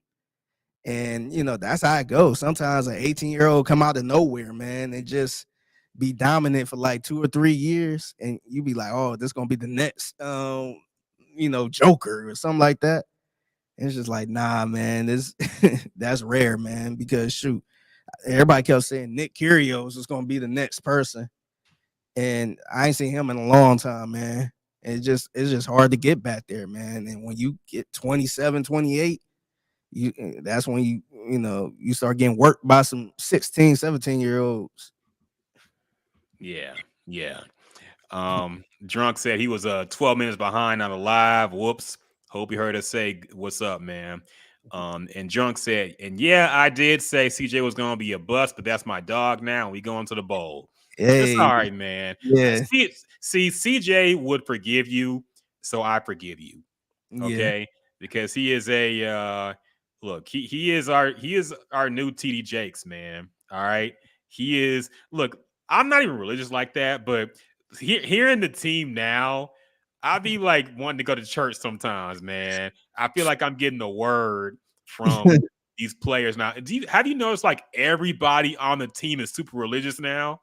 yeah. And see, and remember that was a conversation a couple years ago when you had like Jackies to be there, and Yeah, it wasn't legit, man. It didn't seem real. But this one seems super legit, man. And family men, religious family men now. And that's I was thinking about that a few weeks ago. Like CJ Stroud did in one season what Jack Easterby was trying to do for like several years and could never do it. Change the culture and also make everybody religious, God-fearing Christians. Every yeah, player, when they get on in front of the mic, thanks God first. They always talk about God, and they're just super religious and packed in. And this is what Jack Easterby was trying to do all them years and just couldn't do it. Maybe it was because Deshaun was there. I it don't could know, be. but maybe he was the evil influence. But oh, speaking of, do you believe I saw Deshaun was on what was it, Cam Newton's podcast? And Cam Newton asked him if he felt a certain type of way about CJ having the success since, now it's supposed to be Deshaun. And Deshaun basically said no, he doesn't think like that. And he told CJ to go ahead, take the city, man, it's yours. So do you believe Deshaun there? Or do you think he was capping a little bit? So that was actually on Deshaun's podcast. So Oh, okay. Never mind. Deshaun and Quincy Avery got a podcast, and I think they had Cam Newton on there. But for some reason, I feel like he don't care, man. I feel like I think we were all wrong on Deshaun Watson, the person. Like we thought he was what CJ Stroud is right now, and it's not that. And I think Deshaun he's that type of person that just don't give a crap, man. I feel like he good because he got paid and all that money is guaranteed, and he just kind of like whatever, man. because it's so weird because like the stuff that he been doing all season, like mind you, he was out for the season eventually, and he was still doing his podcast and all this stuff. It's just like, man, that's kind of strange because usually when somebody like that high profile is out for the season, they usually lay low. But it seemed like he was all over the place, man. Dude, remember, dude was all in the suite, um, sipping mimosas with his girl during the Browns game, and people kind of criticized it because they was wondering why he wasn't on the sideline with his team. It was just kind of a strange behavior, man. But I I kind of believe him, man. I kind of think he just don't care, man. He just like it is what it is, whatever. I'm out. And I feel like, he'll probably never say this, but I just feel like his experience in Houston, especially towards the end with, Tony Busby and all that stuff, I just felt like that probably left a bad taste in his mouth, man. Where he just like, I just want to move on from that city type thing. Where he just I don't think he cared that that was his city at one point and he lost it. And somebody else came in and doing what he probably would have never did. So I just think it just seemed like he's that type of person that's not really that passionate about it. He just don't care. Yeah, I think he felt a certain way, man. I think he does want to be loved. I think he does want to be in Houston. Like no offense to Cleveland, man, but you know how it is down here, dog. I think he would want that, but I think he's accepted that it's over. So I believe that part of it, but I don't believe he feels no type of way. So yeah. Drunk says, "Don't you dare put CJ and TD Snakes in the same sentence." My bad, man. That was the first black preacher I thought of. I couldn't think anybody else. So I didn't mean he's like him. I just mean he's like, like a preacher type version. Pastor Keon Henderson. Drunk says, "Listen, y'all need to find out who Nico Collins is and get his first real interview." Look, man, the phone lines are open, man. We've been trying to tap in with people, but it's hard, especially since the Texans are trending upwards. It's getting a little hard. It was easier a few years ago when the team was struggling, but now, like I said, stay low and build is over. The bag is out. So, Drunk says, "This is the first time I've heard Deshaun had a podcast." Yeah, I didn't know until Figgy brought it up a while back. Yeah, so they got a podcast. Him and Quincy Avery, friend of the show, got a podcast called Lockerverse. So it's literally him and Deshaun talking. I wonder what kind of numbers it does because I never see anything from it except for that one clip, which I'm sure it was Houston football people who put it up there and not like a nationwide discussion. But I wonder what kind of numbers they get because I can't imagine like it's a very popular podcast, even though he is one of the premier names in the league. Yeah, I don't think it's that pop. I think it probably do numbers from people that's in Cleveland because it's their quarterback and they just trying to hear what he got to say and all that stuff. And I think at one point it was a clip circulating around from Cleveland people because he was talking about they started talking about people in the media and Deshaun brung up somebody in the Cleveland media and all this other stuff. So kind of like I don't want to say clickbait, but yeah, because so the podcast first started, it was like Quincy Avery, Deshaun, and they'd find like some type of high school quarterback to kind of talk to and watch tape with him and all that stuff. So I don't know. I ain't really get it like that, man. To me, Deshaun never came across as like a podcast media person. And shoot, honestly, Quincy Avery never really came across as that either, but maybe that's something they just trying to step into. But yeah, I don't know if it's doing that well, man. I don't think it's like, to me, it's not must watch. Like, to me, I feel like Cam Newton would be much watch because I feel like Cam is a little entertaining. He is, man. He is. I don't really look at Deshaun as entertaining. Quincy's entertaining on Twitter. I'll say that much. You guys got something spicy to say on Twitter, man. So he is funny on Twitter, but I'm sure his podcast is not like that. So yeah.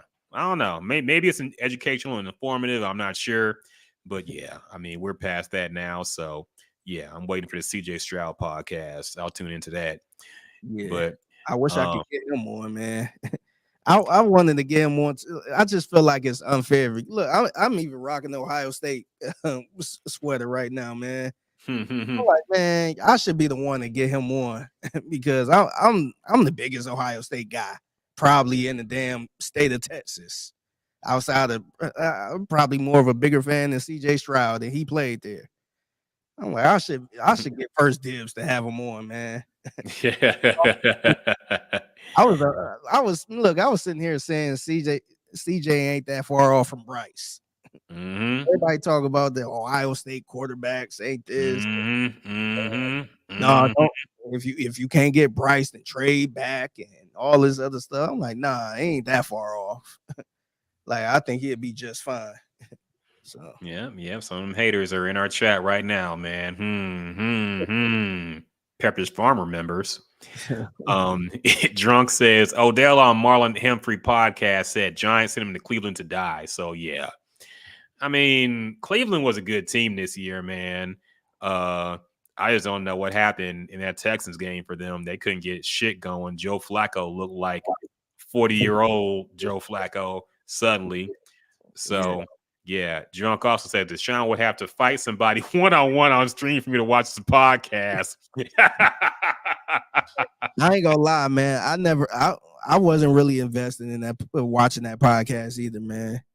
I mean, I don't know why. I don't know if it's being biased. And look, I ain't got no problems with like Quincy Avery, man. Quincy always been cool with me, and like Deshaun is Deshaun, man. Like I never met him or anything like that. But yeah, I felt like Deshaun Watson podcast. I'm not running to watch, man. I ain't even care to hear him speak, man. Yeah, I like hearing CJ Stroud talk. I never really cared to hear Deshaun Watson talk, man.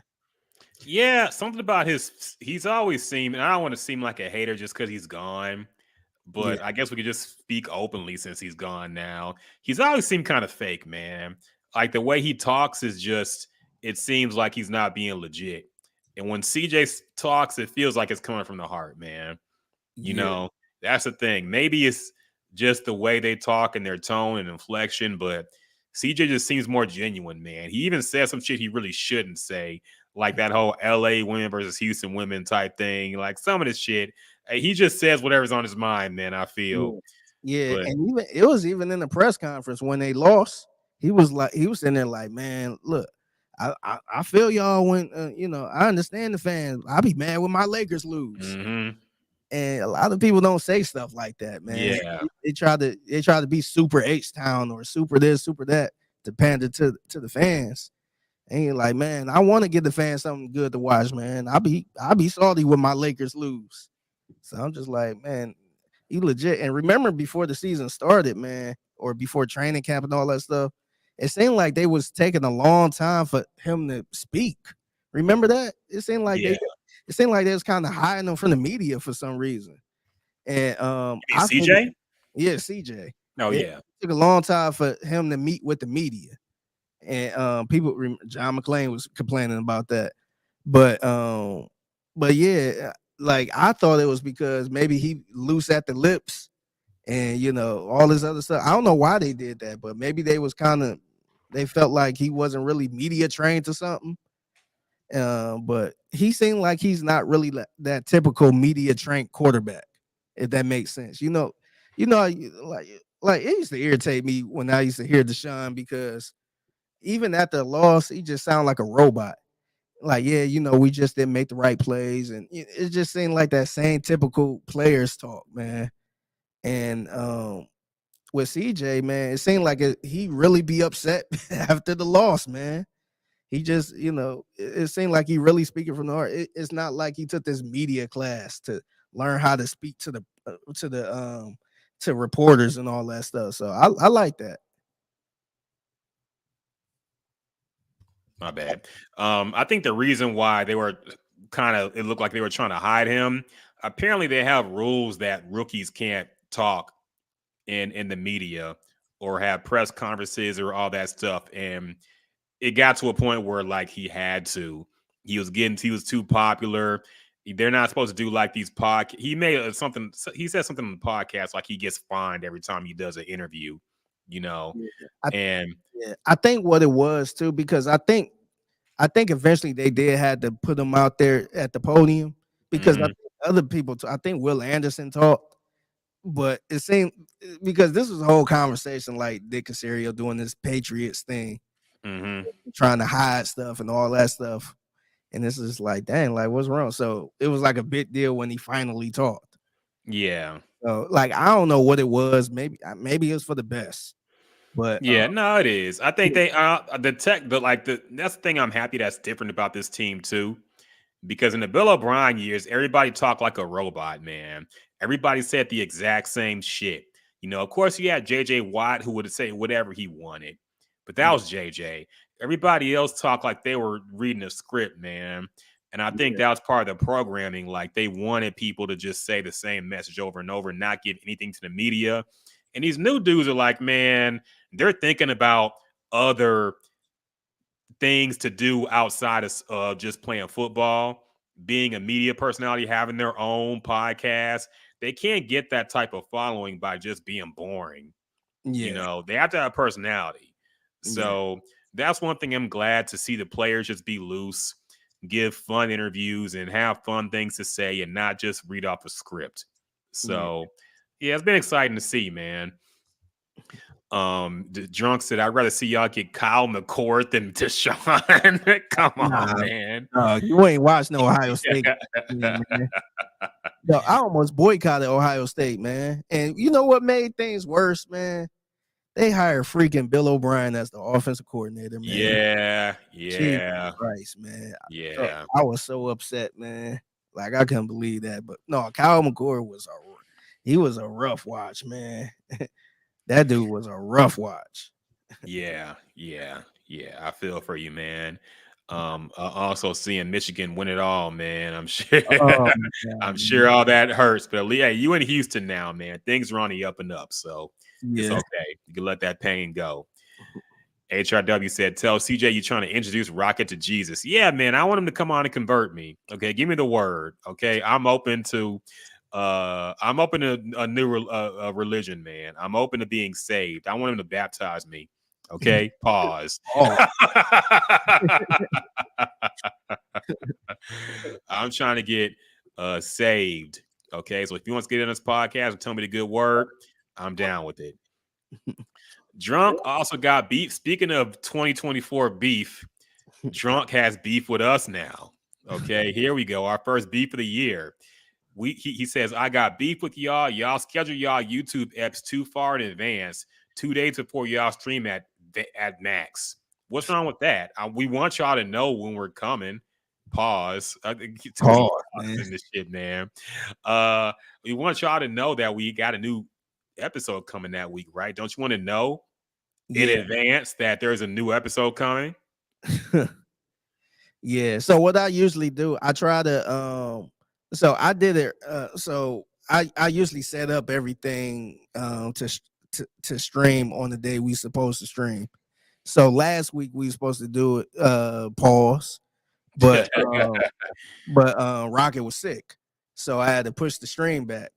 And so that's why I was kind of up for a couple days. And yeah, man, I don't know. You probably get a notification probably that it's about to go live or whatever. But yeah, man, I'm gonna start setting it where I set everything up day of or something like that, or maybe hour of. So I'll just be trying to do it so I don't forget. So it won't be no extra work or nothing. Yeah, nah, I'm fine with having it advanced, man. People need reminders that we're dropping new episodes coming soon, man. Y'all can count down the hours and sit in the waiting room, okay? But I feel you, man. He said, Drunk says, what do y'all give more credit to for the season, CJ or DeMarco? I mean, I would. Yeah, I mean, the defense is all D'Amico. I said DeMarco. fucking that reminds me of the battle rap drop. Marco DeMarco. Don DeMarco, Marco. Don D'Amico. Yeah. Look, the defense played well, and that's all D'Amico. So you have to give him that credit. Especially the way they came back in that Browns playoff game and just shut shit down. So that's all D'Amico. CJ, I mean, of course, you got to give him a lot of credit as well. I mean, no matter what happened, he lost his best weapon and still played well. You know, he was great at spreading the ball around. So I don't know if I give one more credit than the other. I think it was really equal effort on both of them that made them successful this year. Yeah. So, I would give more of the credit to CJ, and not by much. But I think, look, man, nobody expected CJ to be looking like this. And for the simple fact that he pretty much looked like this the whole season. It wasn't like up and down and struggles and all that stuff. He really didn't struggle this year, man. And that's a lot for a rookie quarterback. So I think if he did struggle this year, I don't think they would have made the playoffs. But yeah, I would give a little more credit to CJ, but D'Amico is right there, man. yeah. I mean, I ain't mad at it, man. I think, like I said, I think both of them deserve a lot of credit. I can't put one over the other. I can't necessarily put CJ because, look, it's a team. Look, he can't play the game by himself, man. He needs to be coached well. Like, if you say CJ, then that means you give Slowick more credit too because he's calling the plays, man. Speaking of which, he almost got poached. They had to double up that contract to keep him here. So, I mean, I'm sure he's not going to be here for much longer. So we'll see what they do after that. But yeah, man, I think it's the whole coaching staff in general did a good job.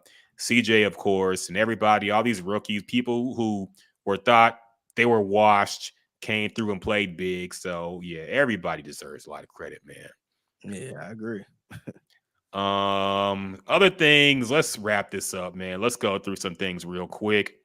What else did we miss? Oh yeah, WWE news for all our wrestleheads out there. They're putting Monday Night Raw on Netflix. Which I don't know if you still watch Monday Night Raw. Last I heard, it was like 3 hours long. I'm sorry, man. That's too long for wrestlers I never heard of to be wrestling the whole night. Okay, it'll be one thing if it was 3 hours and they had Stone Cold and The Rock and Chris Jericho and Kurt Angle and Undertaker. Man, was it WrestleMania used to be 3 hours back in the day? Yeah, That was like, oh shit, that's the Super Bowl for wrestling. mm-hmm. Now, man, did you see how long WrestleMania is now? Or It's 2 nights, dog. it's like 6 It's doing hours. like it's Coachella. That's crazy, man. It really is, man. Yeah, Royal Rumble, I think it's like 8 hours too. It's something wild too. I'm just like, man. Yeah, it's a WrestleMania weekend now, dog, and it's like 2 nights of WrestleMania in a big ass stadium. That's crazy, man. Like, I just don't know if the talent, like these people, most people have not heard of most of these names that are in WrestleMania, man. So it's kind of crazy. They've been talking about The Rock coming back to fight Roman Reigns again, and I don't know. We'll see how that shit goes. Yeah. Rocket's drunk said Rocket call us wrestleheads. That's crazy, but no, I did pass out drunk during the Royal Rumble. See, man, I be trying to get into wrestling, but then whenever I watch an event, I remember why I stopped watching it. You know, I be wanting to get into it, like the whole Bloodline storyline with Roman Reigns and Jay, the Usos, and Solo. I was getting into that, man. But then I watched like a whole episode of that shit, and I was like, "This is terrible." And let me just watch the clips on YouTube of the storyline that I want to see, because I can't watch a whole wrestling show, man. Like, this shit is so corny. Maybe it was always like that. Now as a kid, and I couldn't see it. But now I just can't sit through a whole wrestling episode of SmackDown or Raw or a pay-per-view. I can't see the whole thing, man. I'll usually watch WrestleMania. I can't watch both nights, but I watch at least one night. But that's it for me, man. Usually after WrestleMania, I've had my fill for the year of wrestling. Yeah, nah, me too, man. I can't. It's hard for me to watch wrestling now, man. And it I don't know. It just seems so corny, man.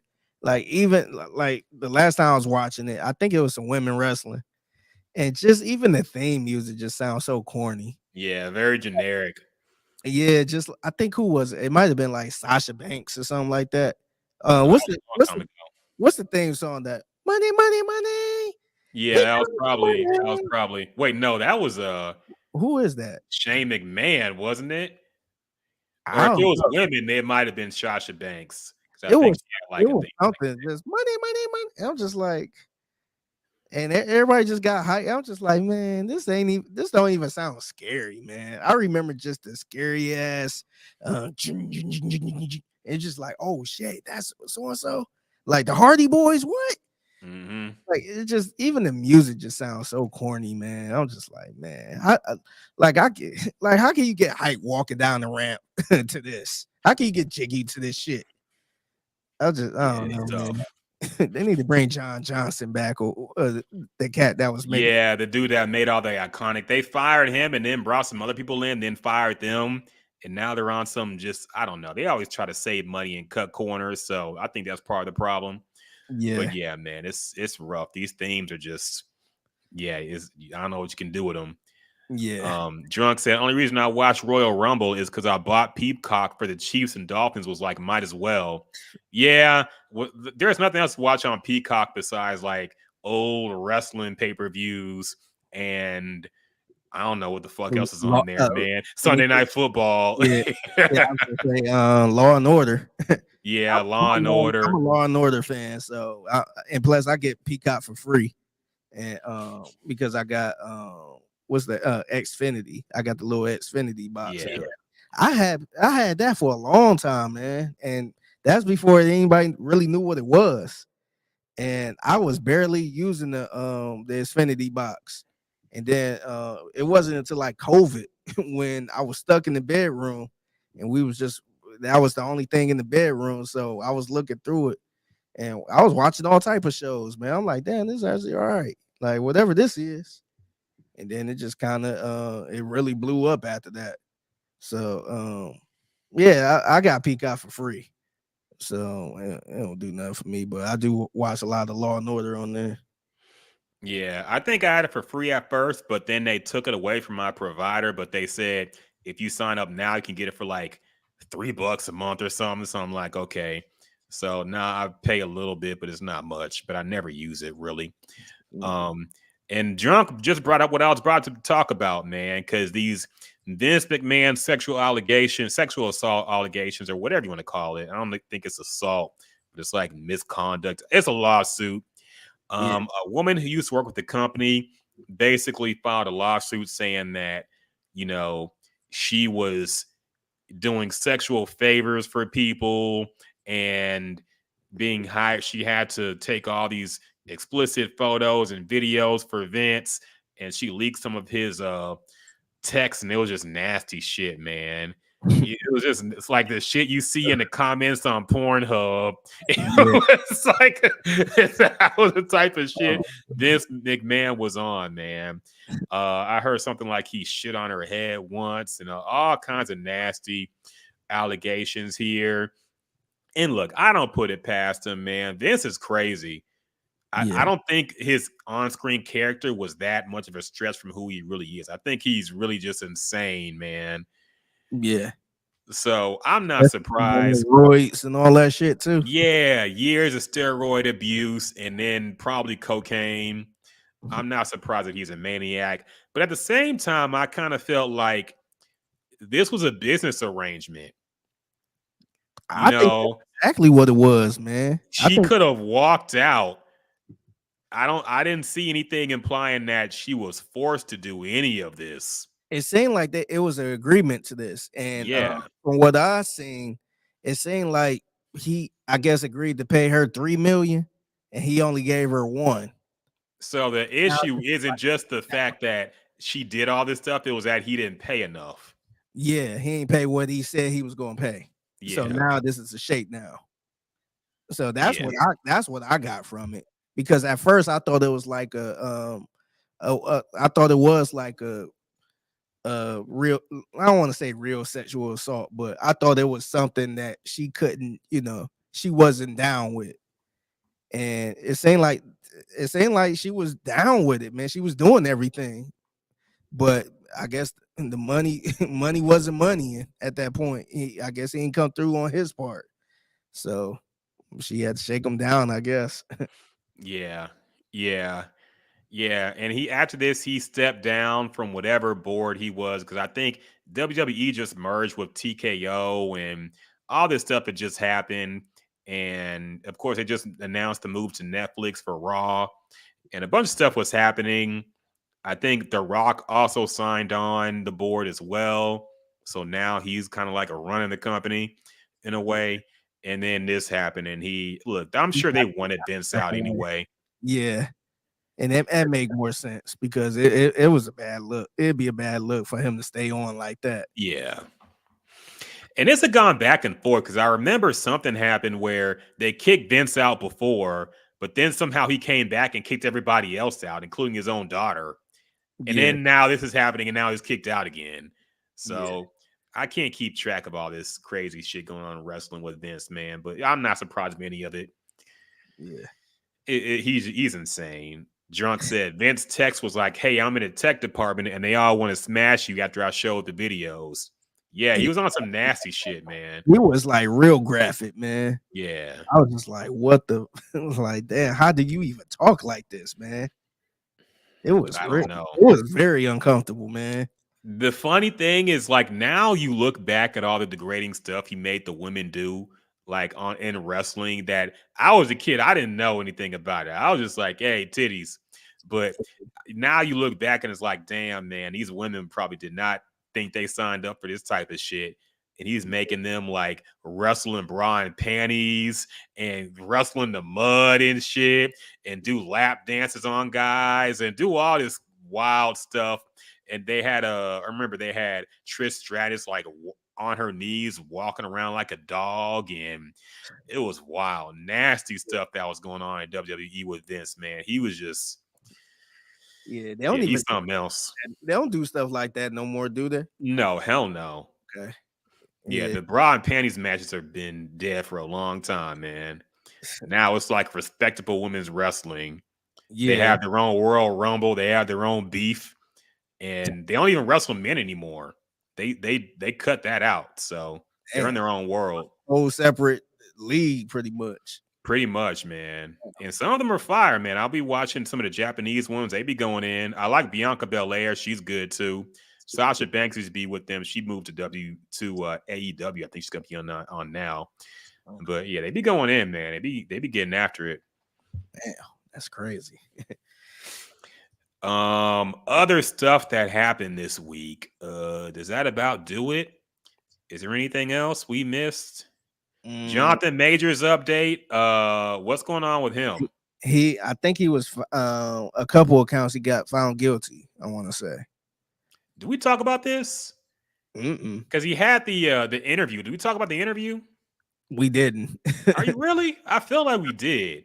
So Nah, I don't think talk about any of this. Nah, because we ain't bring up him keep referring to Martin Luther King and all that shit.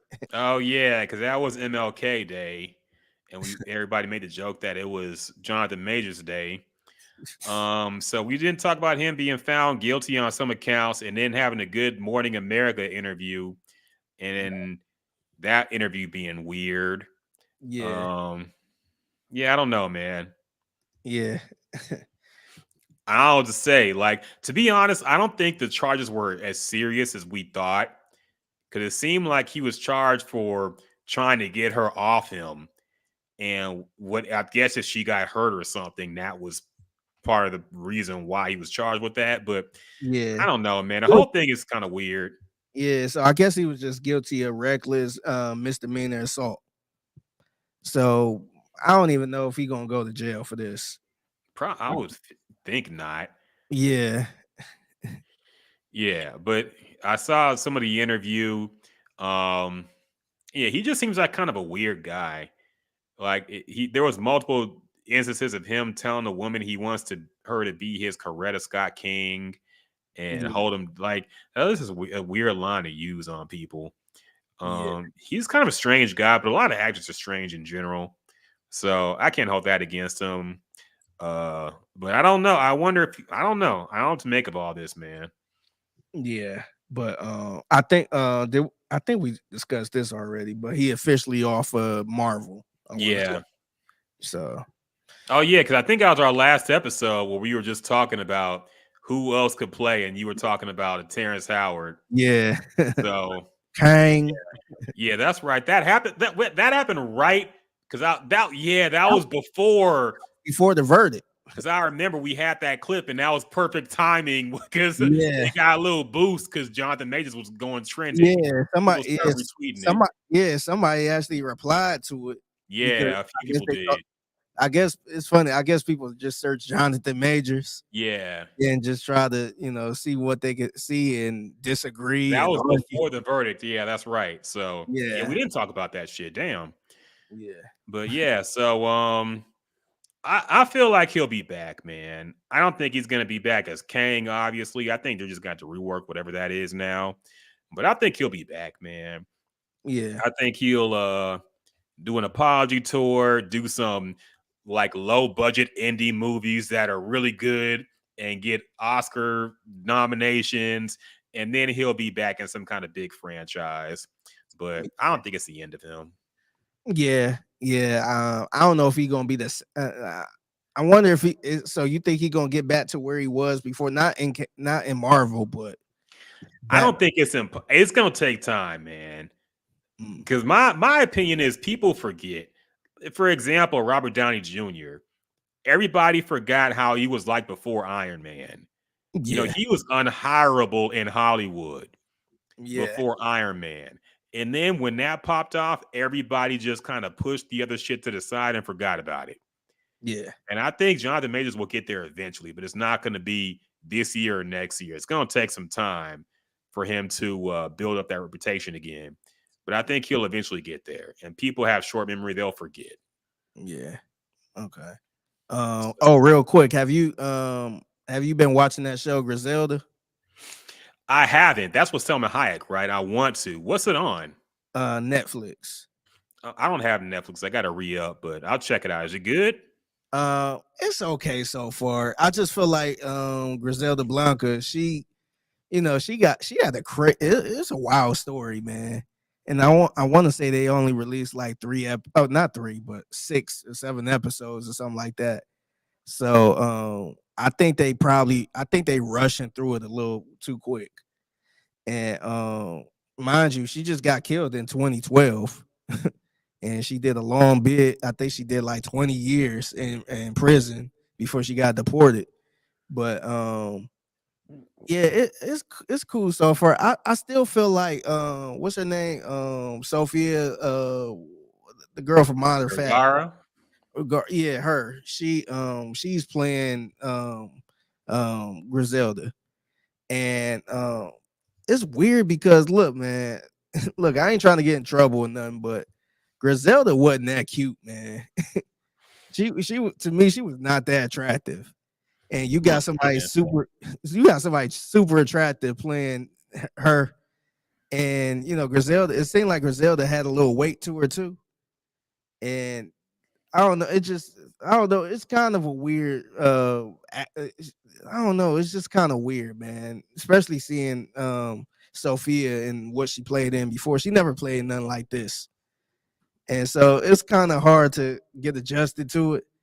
But yeah, I think it's okay so far. But I did bring it up because apparently Griselda's only left son is, I guess, suing Sophia for, I guess, I don't know, name, image, likeness or something like that.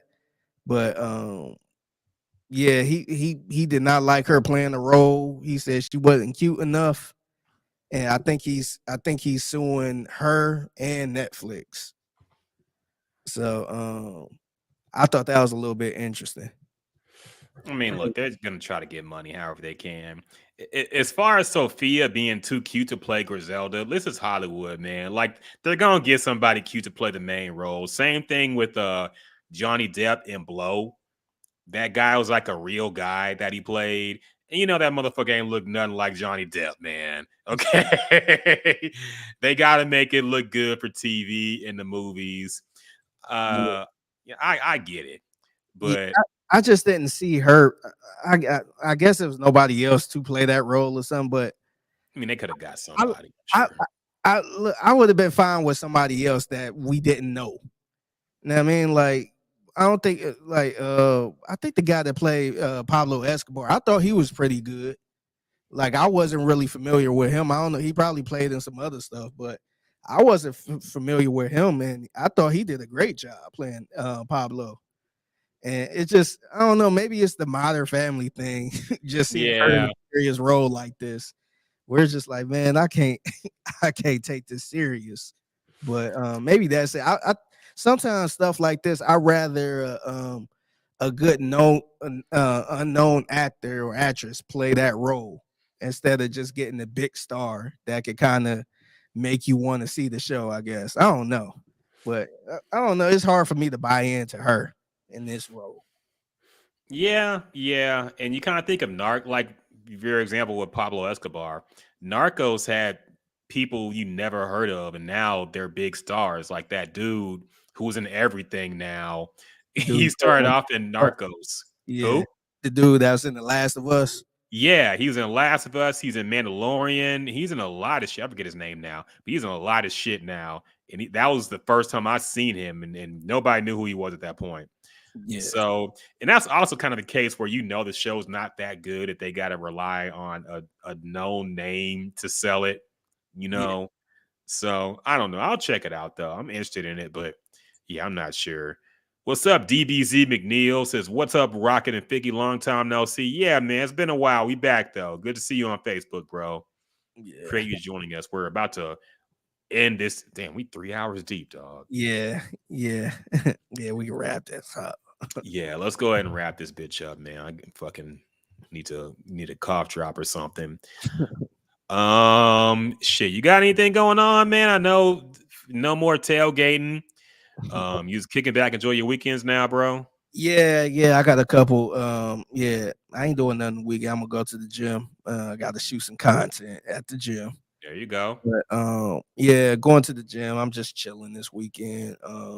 I'm working on having a Super Bowl, like a Super Bowl party. Um, Okay. at same place I've been having the away watch parties. So I'm working on something with that. And Jasmine gonna be in the building too. She gonna be Hey. there. So Jasmine been kind of doing her thing too. So shout out to DJ Bloom. She go by DJ Bloom. Okay.